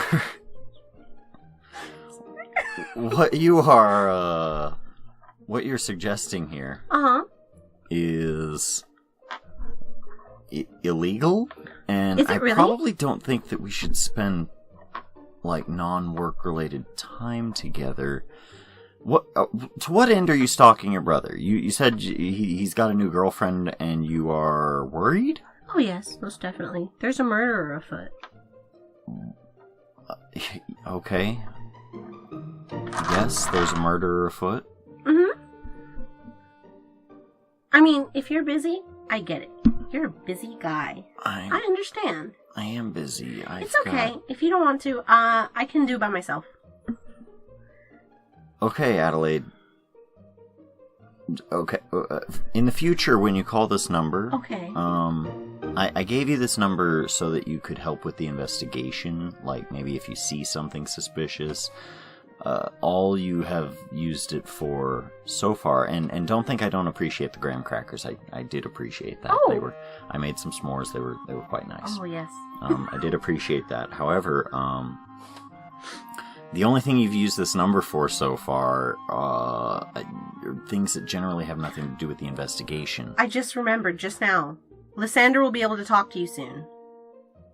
Oh. Yes. Do you know where he is? No, but I know that he'll be able to talk to you soon. He was out of town, but he's back.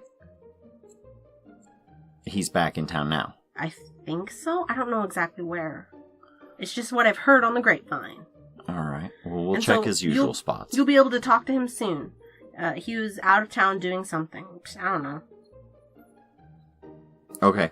But yeah, so now I've used this phone number for what you gave it to me for. Thank you, Adelaide. Of course. I appreciate that. Alright. So I will not if you see him, if you see Lysander, give me a call immediately. Oh, of course. And don't try to talk to him about it. Don't try to do any other thing. Just give me a call. Don't try to help. You are not a police officer. We don't know how dangerous this guy is. Okay. Okay. No problem. Goodbye, Adelaide. Goodbye. So I'm not seeing you there? No. Okay, no problem. I can't afford. Click. I'd buy... Oh, shit! And I go over, and I go to the fridge, and I take a bell pepper, and I crack it open, and inside is a 20. I would have paid.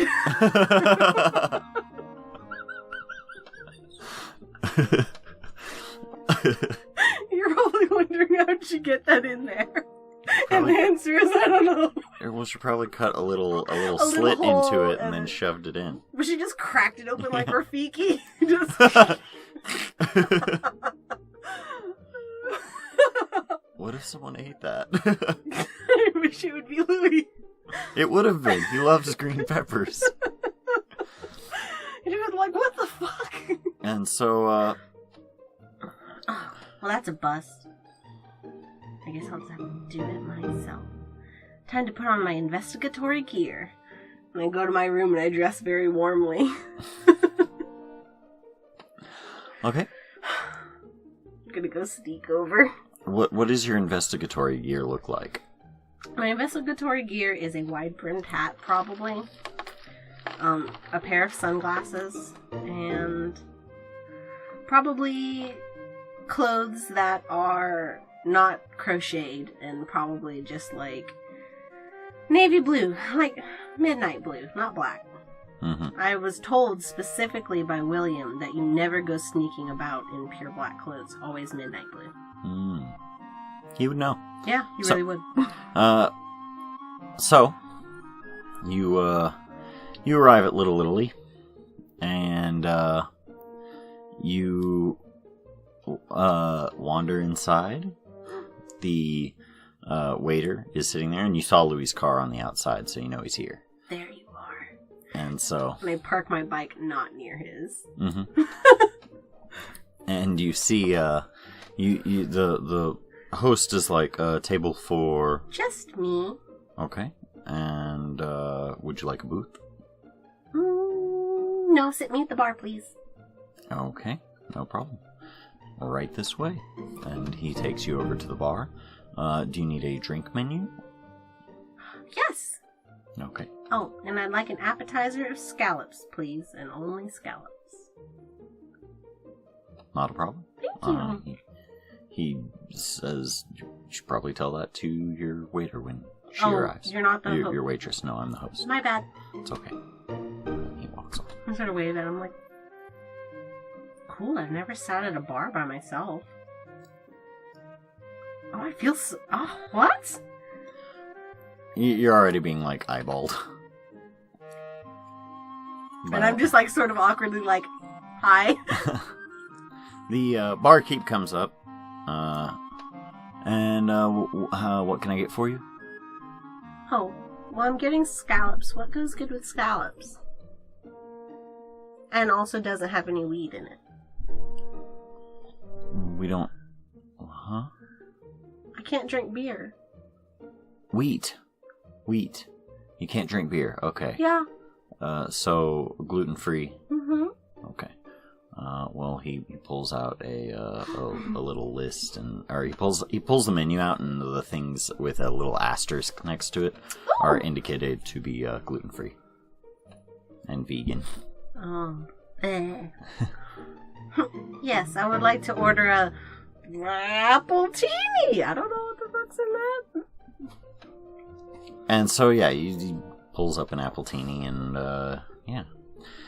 Meanwhile, as you're looking around, you're... Take my mirror to put on lipstick and just, like, cock it over so it looks like I'm spying, but, like, it's a mess. And they have those big barrels set up that you can, like, sit in. They're like giant wine barrels, and they set up they set up little tables in them, and they're, like, really romantic and stuff. They set up a little candle, and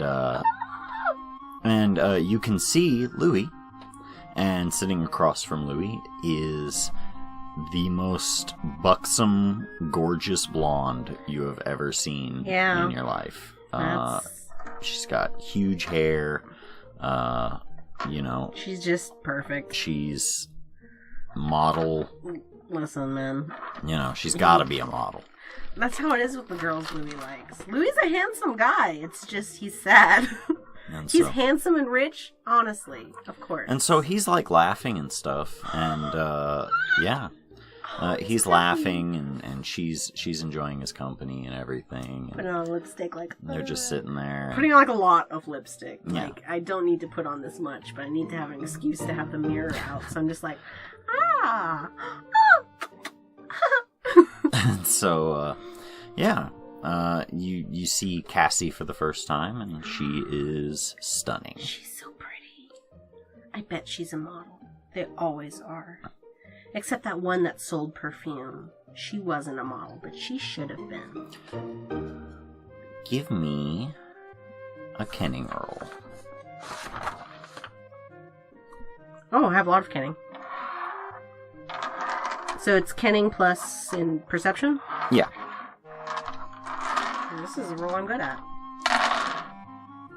Wow. Hey.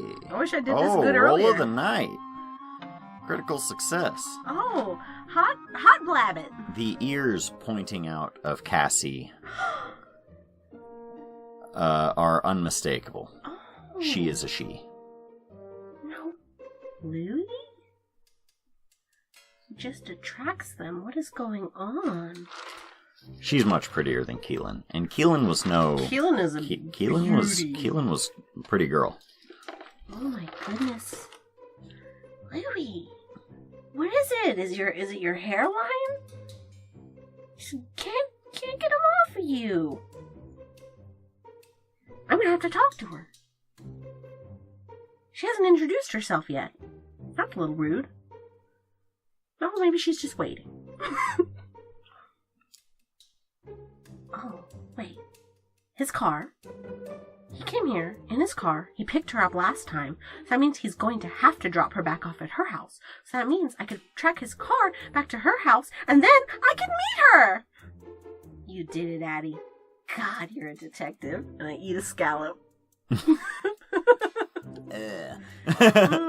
I love scallops. There's no gluten in this. I like it. As I finish up my scallop, finish up my drink, ask for my check. Yep.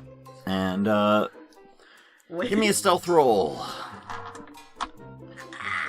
As you exit the place, and also your appearance means you will be facing a higher difficulty.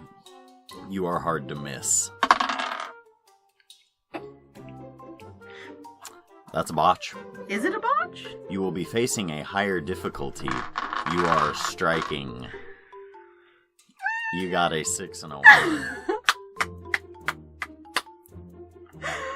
1. So tell me about how I attract all the attention to myself. Go ahead, I'm ready for it. So as you're walking out, you feel pretty confident.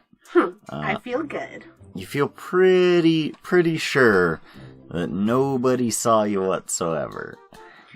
Huh. Your phone goes off. Vroom, vroom. What's that?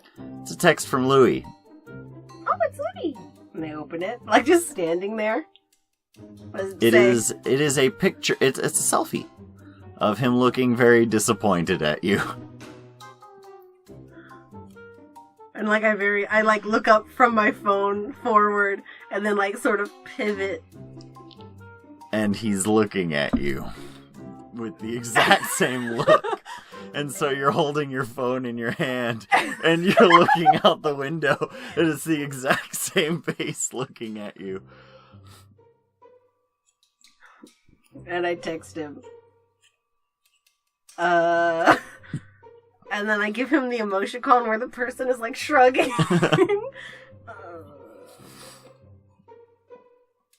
Would it be weird to ask him if I could join him? I'm gonna do that! And Are you gonna go out there and do it? yeah, I guess I'm gonna be like, I would text him, can I sit with you guys? Question mark? Send.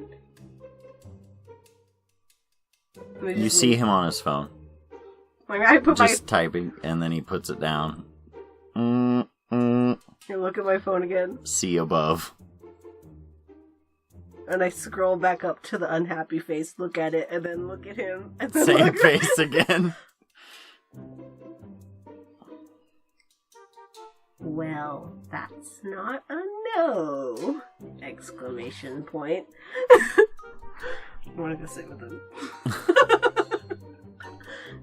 And so, yeah, you go out, and the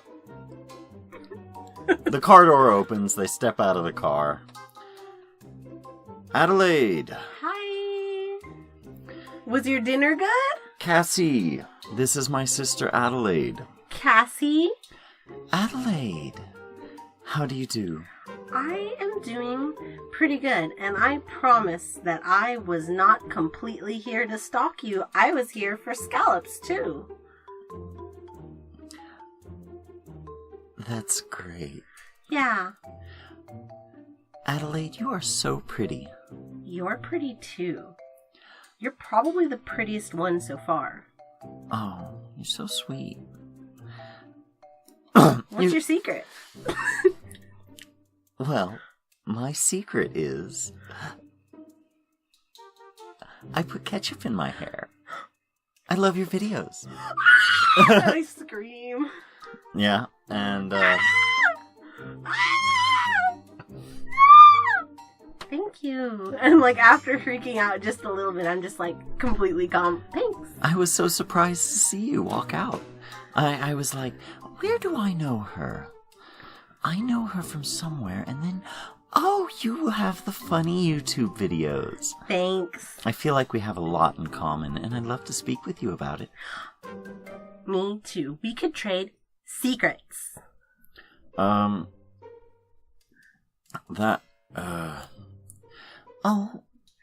Louie, it's okay. I promise I won't interfere with any of your guys' stuff or anything. Yeah, it'll be okay, Louie.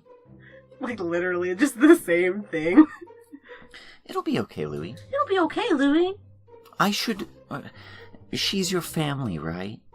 And I know that, we haven't been dating for very long, but, it's nice to meet her.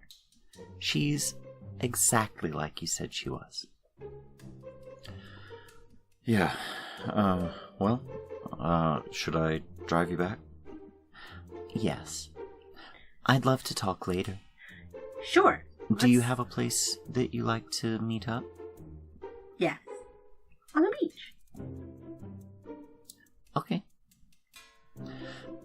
I will see you there later then. Maybe tomorrow.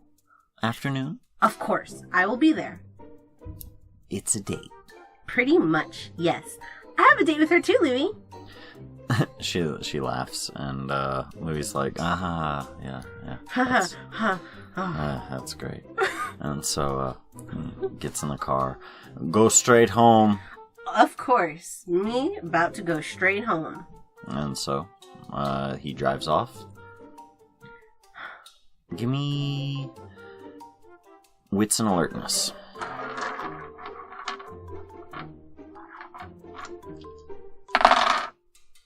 That one was also pretty good. Yeah, not bad. Too. So, you sort of get the sense that you're being watched. As you walk towards your bike, you sort of get the feeling, you get a weird sort of feeling that that you're being watched. Huh. There are plenty of other people around. This restaurant's in one of the busier parts of the town, and it's probably like, I don't know, a Saturday night or something. And so there's crowds of people around. Some people just walking, gonna head out to the boardwalk, which isn't far from here, and check out one of the little music festivals that's going on this weekend. And then aside from that, there is like just general people just kind of going into the restaurant, coming out to their cars, things like that. But yeah, you get a sneaking sort of suspicion that you are definitely being watched. I'm gonna ride my bike around. And I sort of ride my bike, looking around. as you're heading home, it doesn't really feel like the feeling doesn't really feel like it goes away until you get home, if that's where you're heading. Okay. And so, you just sort of have that weird, nervous sort of hair on the back of your neck stands up feeling. I feel spooked. And, about 30 minutes later, Louis comes home. I'm hiding more money in bell peppers. Oh, as he walks in, he turns the light on. I was working in the dark. What were you working on? Here, Louis. I apologize for stalking you like I said I wasn't going to do, but I was really going to do it. I'm sorry. I like this one a lot. I'm glad. Do you not like her? No. She's fine. She's the prettiest really one so great. far. She's really great. Oh yeah, she's very attractive. She's smart. She's smart. She's a little eccentric, but aren't we all? Yeah, I suppose so. I say specifically for me, referring to she. Aren't we all? I suppose so.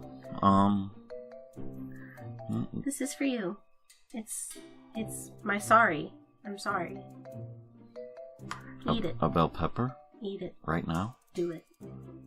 I know that you Can I get a knife? No. You want me to bite into this whole bell pepper? Would you do that for me? No. Not right now. You know, save it.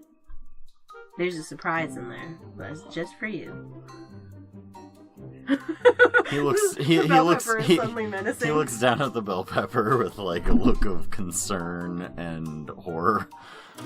That's for you there, buddy. Okay, well. Did you notice anyone following you home? No. Why? Yeah, never going to get that feeling. You know, the one where like you think people are watching you, but you're like not sure, like ghosts and stuff. Yeah, sure. You ever get that? The feeling, sure, yeah. But I don't attribute it to ghosts. Well, sometimes it's ghosts, and sometimes it's people, and sometimes it's rabbits. But I think this time it might have been a person or a ghost. Well. Yeah. How long? Feeling like. You just get the feeling that someone's watching you. I got that feeling today. While I was coming home. I thought it was weird. I'm gonna lock the door. And I go up and I just click. Yeah. I feel safer instantly. Good. Okay. Alright. Well, be careful. Don't go out tonight. Oh. If you feel like you are being watched. I don't want to go out tonight. I imagine chaos is on the horizon. What makes you say that? You know, the future. You know how the future be. It's wild. It's wacky. It just does as it does. And I know that chaos is happening in the future. Okay. Yeah. Real soon. Maybe tomorrow. Tomorrow? Mm-hmm. Can't explain it, Louis. You could never understand. Okay. Well. Have a good night! You too. I love you! I love you too, Addie. Right. And, yep. So the next day, you, I presume, will head out to the beach to meet with Cassie. With Cassie. I'm just like, oh my gosh, yes! Also, where does Louis find all of them? It's like they're raining on him and he has to beat them off with sticks. Drowning in she. And so? God knows, maybe fucking Keelan wasn't the first one. We don't know what happened to him in France. We have no idea. Yeah. And so, she comes out. And she shows up, like, ready to sunbathe and shit. Yeah, I was gonna do that too, so I had an umbrella. Yeah, she's got an umbrella and a big hat, and I point at her. Oh! She waves. So, Hi. the place? Oh, it's right over there, in the distance. The cabin? Mm-hmm. Oh, Yeah. it's very nice. It's okay. Do you think we could take a stop there? What's the matter? I'm a little low. I mean, I don't see why not. By the way, my name is Lady Adelaide. I didn't get to introduce myself properly. Oh, My name is Lady Adelaide. of course. I'm the leader of this freehold of Point Avalon. Oh, that's fantastic. Mm-hmm. Tell me about where you're from. Come on. Duchess Cassiopeia. And I stop and I think, did somebody tell me that before? Of no place in particular. Duchess of Cassiopeia. Duchess Cassiopeia. Duchess Cassiopeia. Nice. That's a nice name. Thank you. How high above is a duchess? Duchess, I want to say that's either 3 or 4. So, Lady Duchess. Not Duchess, Baroness. Oh, was Duchess? Duchess is 5. Oh, goddamn. Yeah, my mistake. Not quite a duchess. Not a But Duchess. that being said, if Louis scored himself a duchess, boy, good for you. Baroness. Oh, Baroness. Very good to see you. Yes. So where are you from? Oh, I wander. Oh, you just wander from place to place? Yes, it's my way, I suppose.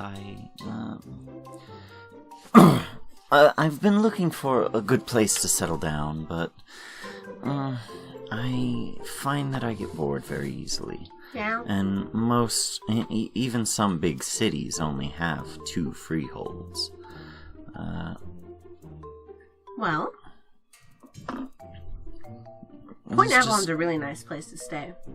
It really is. Is it? Yes. Usually, yes, it's a very nice place to stay. A very friendly community. We don't have too many troublemakers, just the normal kinds. Oh. How do you mean? Just, the normal unseelie folk, She sort of, at that, just a couple of the ones I'm sorry. I'm sorry. I Are you accidentally let you into a faux pas. Are you an unseelie? Yeah, my bad. Baroness Cassiopeia of House Eliel. Oh! Well, I'm of House Fiona. I'm sorry I didn't introduce myself properly either. Oh, it's okay. Well, please, come in. she steps inside and you have that beautiful sort of Little Mermaid-esque seaside shack that is washed over with the sweet smell of seawater, the good kind. Yeah. And little starfish everywhere, and very nice. And you've got that great green driftwood bale fire right there in the middle of the place. It's a lovely little cabin with lots of little rooms set off so that folks can sleep here if they need to, and lots of things like that. Well, come sit with me. Oh, it's lovely. Please, come talk to me. Sure. So, how long have you been here in Point Avalon? Just a couple days? No. You went on a date with Louis almost 10 days ago. Mm-hmm. And so, how long did you come in after that? I've been here about a month. Yeah. Oh, then you've been here to hear about all the nonsense that's taking place? I'm afraid so. Yeah. Well, it doesn't look good. No. I was worried, to be honest, about presenting myself. Why? Well, I was on my way to do so when I had heard about the murders. I was very concerned that, Oh, yeah, no. another she comes in, and one winds up dead. And so, No, that makes sense. afraid of garnering instant suspicion and that I'd get off on the wrong foot. But I fear I may have done so anyway. By not saying anything. Yes, at all. it looks bad. Well, if they're after she, you're in danger too, so we can all sleep uneasily. Yes. Well, I've been staying at sort of a low-key motel. Oh. For the time being. I don't know how long I'm going to stick around, to be honest. I'm a little concerned about the situation around here. Yeah, you probably should be. And I just, I feel bad because I really like your brother. He didn't do anything embarrassing, did he? Well, I mean, he did, but it was cute. Wait, what did he do? It was endearing. He would go on and talk about architecture as we passed each house that he hated. Yeah, very negative. It's kind of his thing. I was a little concerned that most of the houses he hated, he said he had a hand in designing. He'd had a bad experience with another one of us. Oh no. Yeah. So, he doesn't do what he loves these days much anymore. You know how it is. I see. Glamour is free. And I say that with the most poisonous... I say that in the most poisonous way I could possibly say it. She sort of looks up and... Yeah. Apparently. But, no. How long have you been one of us? Oh. Well... How long have you been awake, my dear? About a year. You haven't changed legacies at all, have you? Not yet. You'll understand one day. When it happens, it'll happen. But what was done to him is still frowned upon, even... Of course. Even among the, of course, glamorous free type. It's wasteful. If Keelan had lived, I would have been able to take her to court for it. It was... But? It is what it is, unfortunately. Yeah, it is. She died. And so... No point in being upset about it, I suppose. But... Still hurts. The door starts to creak open. Oh. At the head of the door, you see someone who you haven't seen before. He is a filthy-looking homeless man. Denim over, like sort of a denim shirt over an old plaid, work shirt, and his hair is tangled up into knots. Is wearing jeans and stuff. He looks dirty.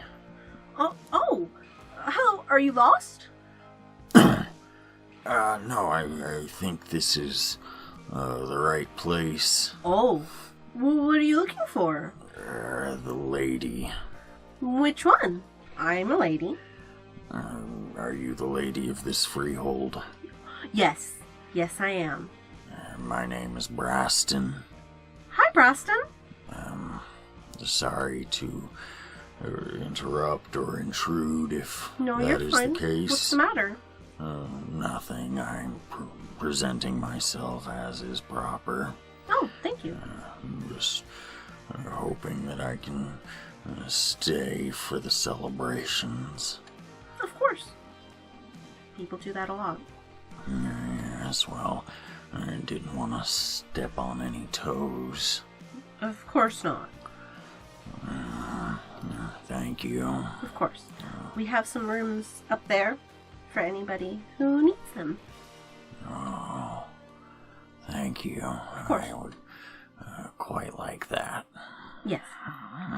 Go take a load out. There's an uneasy sort of feeling that you get from him. But he goes upstairs and heads over into one of the little wings, and he goes in and rests. Interesting. Well, I mean, it's pretty normal for a lot of people to come through in the summer. It's pretty standard, actually. True, but I don't think most would have quite so much to potentially gain as I do. Why? And I'm she, and there's an open freehold. That's true. I mean, as long as you don't try to grab for it, no one will pull out any swords at you. So I really hope not.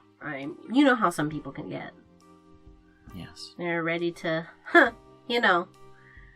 stick it to the man. We're the You're man. sweet, Adelaide. Thank you. I try hard to be. It's not easy. I know. It sucks. You remind me a lot of myself, in many ways. We look a lot alike. Oh, I never showed you the picture. Let me see. I wouldn't say you look alike, but like on a very surface level description, I guess you look similar.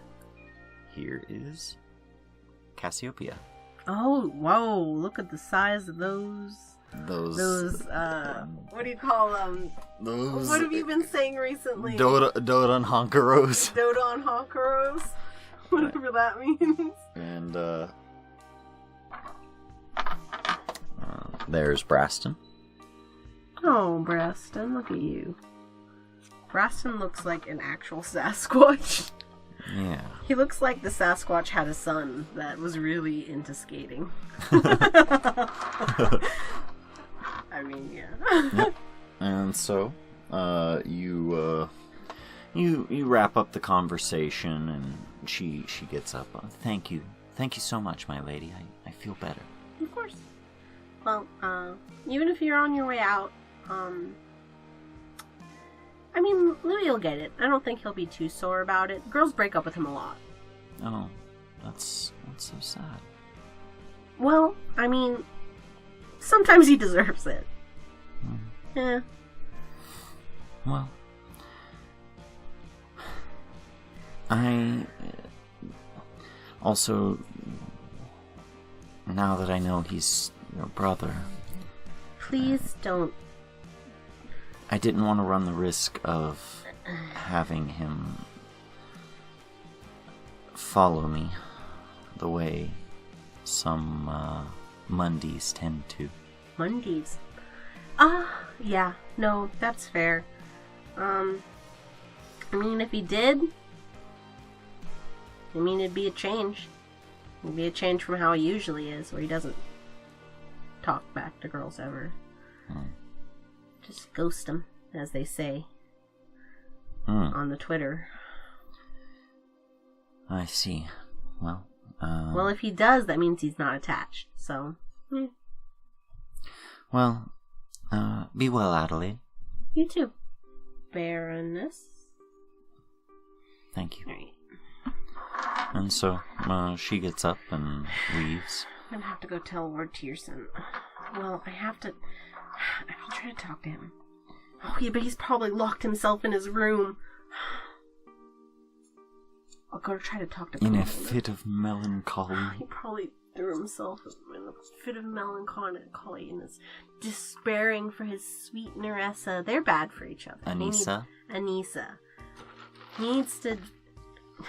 Like, she's good. She's beautiful. But, like, he can have anyone. He has good eyebrows. I was gonna say, he doesn't have good hair. No, he doesn't. And so... Probably gonna go over there, ride my bike over, and talk to Lord... Try to get counsel with Lord Tierson. As you enter the castle has entered a phase of dusk. Why Why is everything dusty in here? Dusk. Everything is dusk. Purple. Oh. The banners are now purple, and the stone is black. Lord Tierson? She'll be back. She's always coming back. Miss Pomona? Pomona arrives. Oh, Hi. Lady Adelaide. I was wondering if Lord Tierson had come out of his room. Oh. Well, it has been, Is he taking it real bad? yes, he is, and to be fair, he always gets like this when Anissa leaves. How often would you say she leaves? Like once a year, twice a year, Oh, every season? it is unpredictable as the wind, She has a free spirit, I suppose.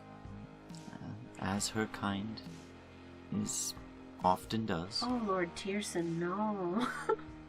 She's bad for you. Well, I'd like to try to speak with him. A new she recently came, and I feel like it's pretty important. Oh, Yes, oh. it's very important. And I feel like maybe it might lift his mood, or it might signal disaster. We don't know. We don't know what the future holds, especially not me. Thinks about the tapestry. I'm sorry. I'm having a down scene. I'm sorry. I don't mean to be like that. Oh, it's okay. Yeah. I work at a motel. Yeah. You know, when I'm doing my Normal life. normal life, I suppose. Though it feels more like this is my normal life nowadays. Yeah. I have an unlimited supply of glamour, virtually. It's a life of servitude, but there is a pride I feel in it. Does he treat you well? Lord Tierson? Mm-hmm. Oh, of course. Lord Tierson is as good a lord as I could hope for. He's always very honest with you, if nothing else. Yeah, that's true. He will tell you how he feels, and that is more than you get with many people. Yeah. That's true. You could have a cruel lord. That would be terrible. I would overthrow him. But that's just me. Anywho, I have to speak to Lord Tierson immediately. Please show me to his chamber. Oh. Or wherever he is. I don't know. Maybe he's on the roof crying. I don't know. Okay, I think we caught it. Oh. We can edit the louder part of the thing out. No problem. And so, she takes you over to Lord Tierson and Tierson's chamber. How? Jesus. Just on the back end. Okay.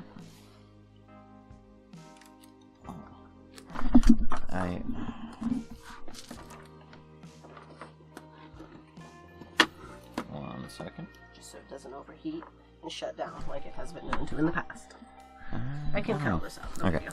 No big. Okay. So, she takes you to Tierson's chamber, and you can hear the weeping. Tierson. Knock, knock, knock. Lord Tierson, it is I, Lady Adelaide. Lady Adelaide. I've come here to comfort you. Oh, you're so sweet. You're so kind to visit me in my time of melancholy. Oh, Lord Tierson, please wipe those tears from your face. No, I am unworthy. Unworthy? Unworthy of your sympathy. Why? I have been a fool. Why? It was foolish of me to try to trap Anissa. My sweet Anissa. She'll be back. No, I fear I've chased her off for good this time. How many times have you thought that in the past? It doesn't matter. Never have I been so bold as to think I could contain her free spirit before. Well, you And know I what? was a fool to try, and now I fear I have lost her forever. I don't think so. I think that she loves you very dearly. And she just needs a little space. Who could quit you, Lord Tierson? No! And I, dust off his shoulders. Oh, no, he hasn't opened the door. Oh, he hasn't You're opened just the- hearing him weep from the other No. side. And so I would just put my face to the door. No, Lord Tierson, you? Quit you? How? She just needs time. Some people are just a little flighty. They fear being held down. But just because she doesn't want to be held down doesn't mean she doesn't want you near her. But why does she leave?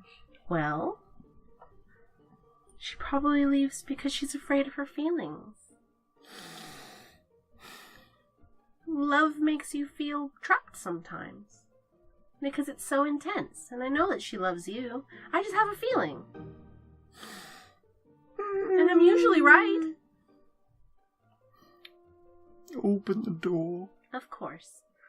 So I open the door. What do I see in there? Is it a mess? There's tissue all over the place. Oh. There's he's got his giant king size bed that's got these a huge comforter over it that's very fluffy, and he you could see him inside of it, and you could see wet spots all over it from where he's grabbed it and cried into it. Okay, And you could see across from him is a TV, and it's playing something equally melancholic. He's watching The Notebook. Yeah, he's watching The Notebook, and he's just... Oh, perhaps you should turn off that movie. It's very sad. No. Oh, Lord Tierson. I need it as the background noise to my life.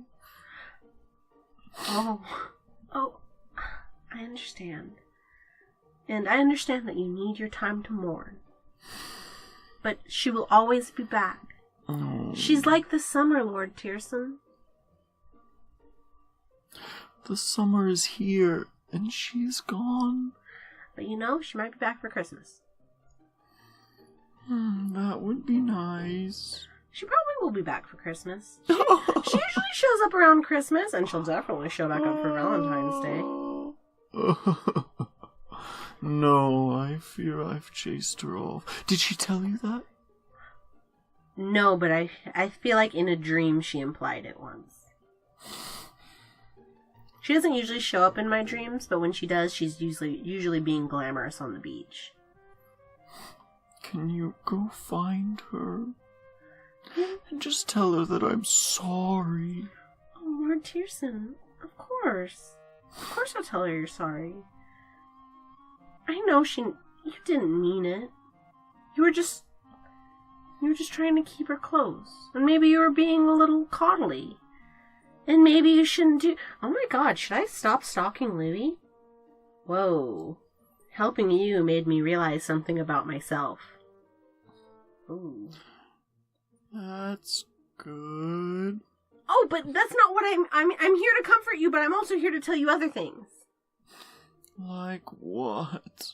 I'm here to tell you that another she has arrived. What? Yeah, apparently she's been here for a month. And didn't want to show herself because when she showed up, the murders happened, and she thought it would make her look suspicious, so she didn't say anything. Her name is Baroness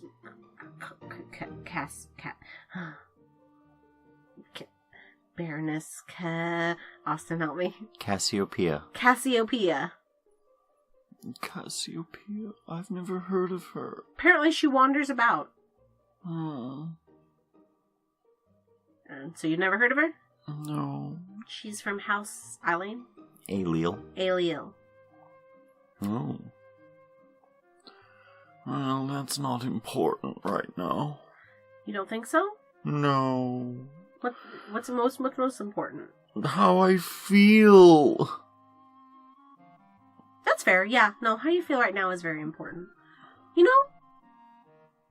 You know, Lord Tierson, maybe you should go out and do something for you. Like what? Whatever you love. I love Anissa. Oh, God. You know, I've never really been in love, so I guess I don't get it. I've never even been kissed. So I don't know. That's so sad. I mean, not really. That's so sad. It's not really that sad. No, I'm saving it it. really is. I'm saving it for something good. You're a young woman beyond the cusp of adulthood. Are you implying I'm old? No. But you're in the prime of your youth. Your beauty will only start to fade. That's not true. I'll be beautiful forever. Of course you will. Your soul will. Oh. Guess I didn't think about that. But not everybody sees your soul. But my soul's what matters.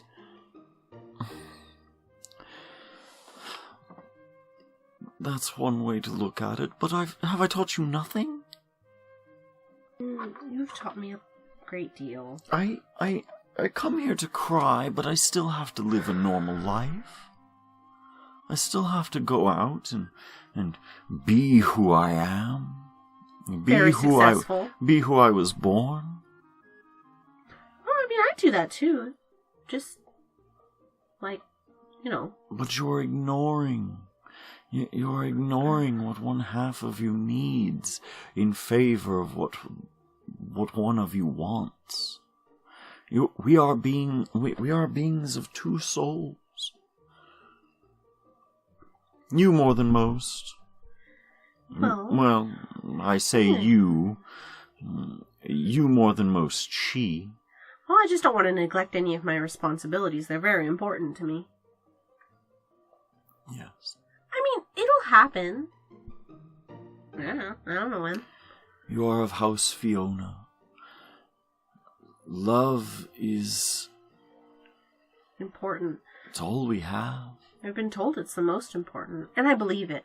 I guess I just haven't, felt like, you know, the type that you feel, where you're just devastated, you know? But I'm sure it'll happen. I hope so. Yes. I'll try to talk to her. If I could find her. Regarding this other she, just I might promise you won't tell anyone she's here. If she leaves, then that's fine. If she stays, that's fine too, but I don't want anybody whispering about it. Well, not to sound suspicious or anything, but do you think her arrival is suspicious? I mean, I thought it, but she seems really nice. I mean, it seems suspicious, but it would draw suspicion to me, is what I'm saying.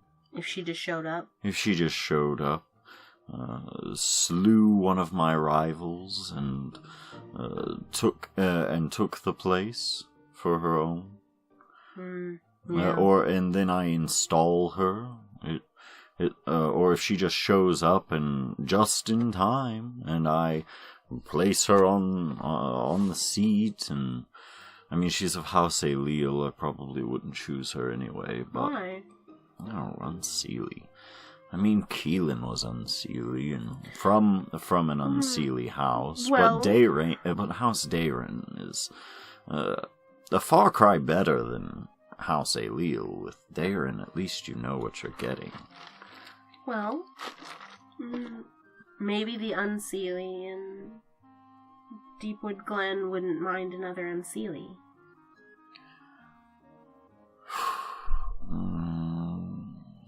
Do you think you'd maybe be able to arrange for her to show up gracefully?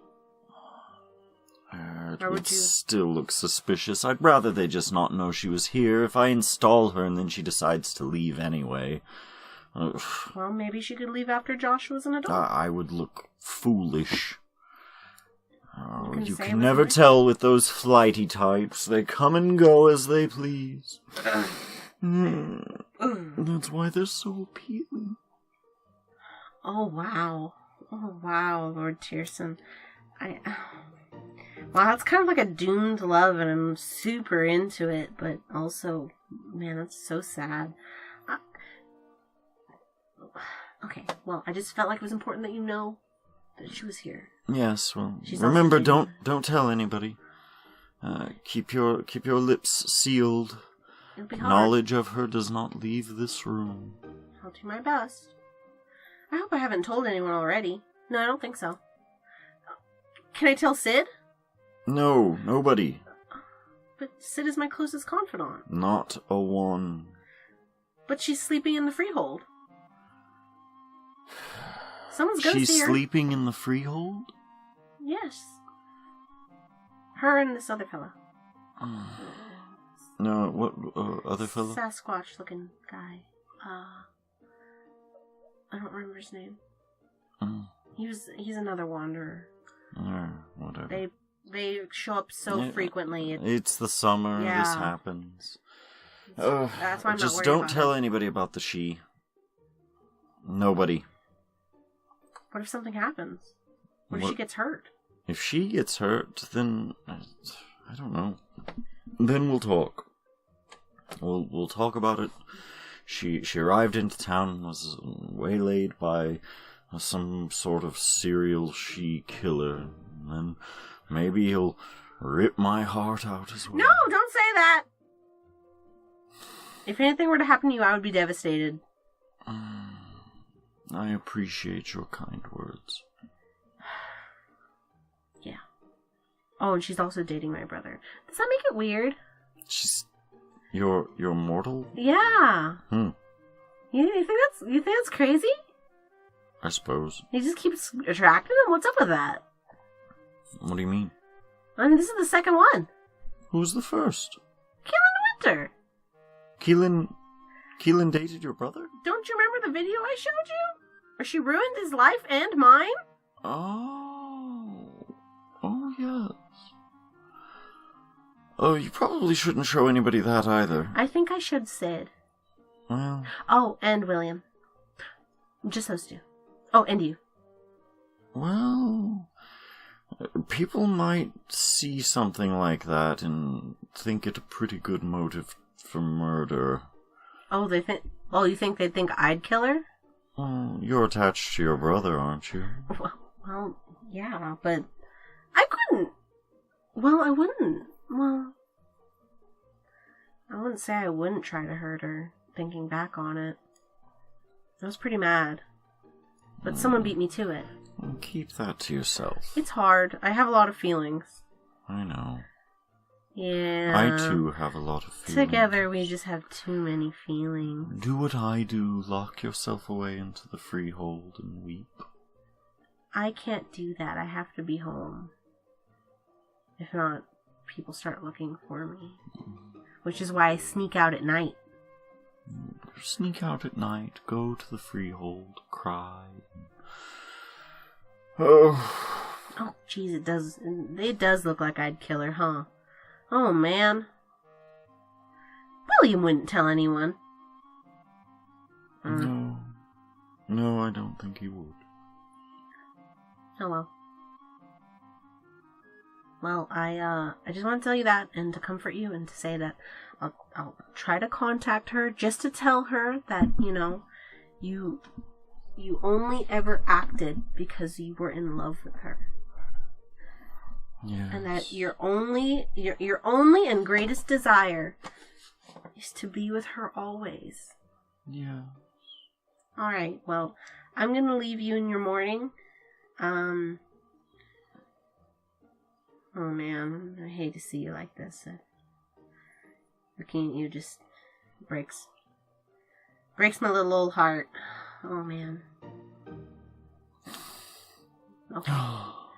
Right. Dismiss. I'm gonna go. And she just leaves like, oh man, And, that guy is messed up.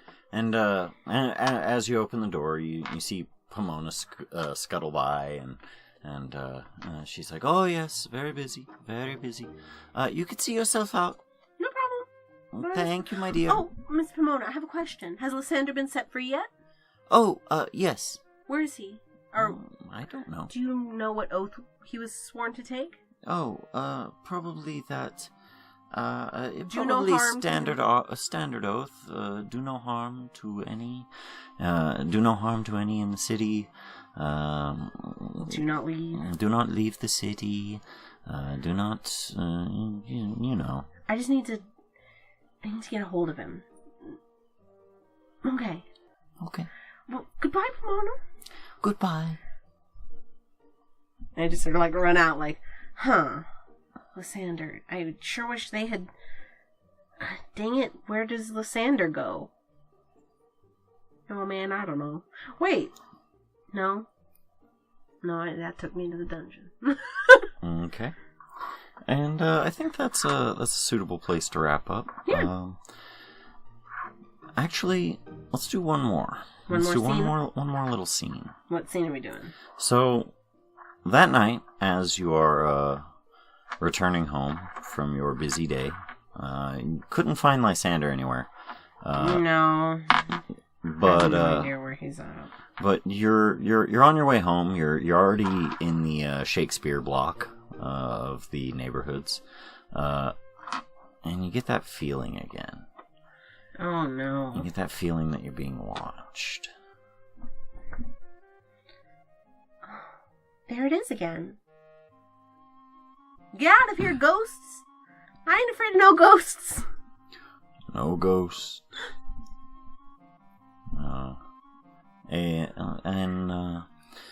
Who's there? He's sort of this older looking, kind of. You get the sense that maybe he's like either native Hispanic or Native American sort of fella, and he comes up and been watching you. Wait, were you watching me when I left the lilies? Nope.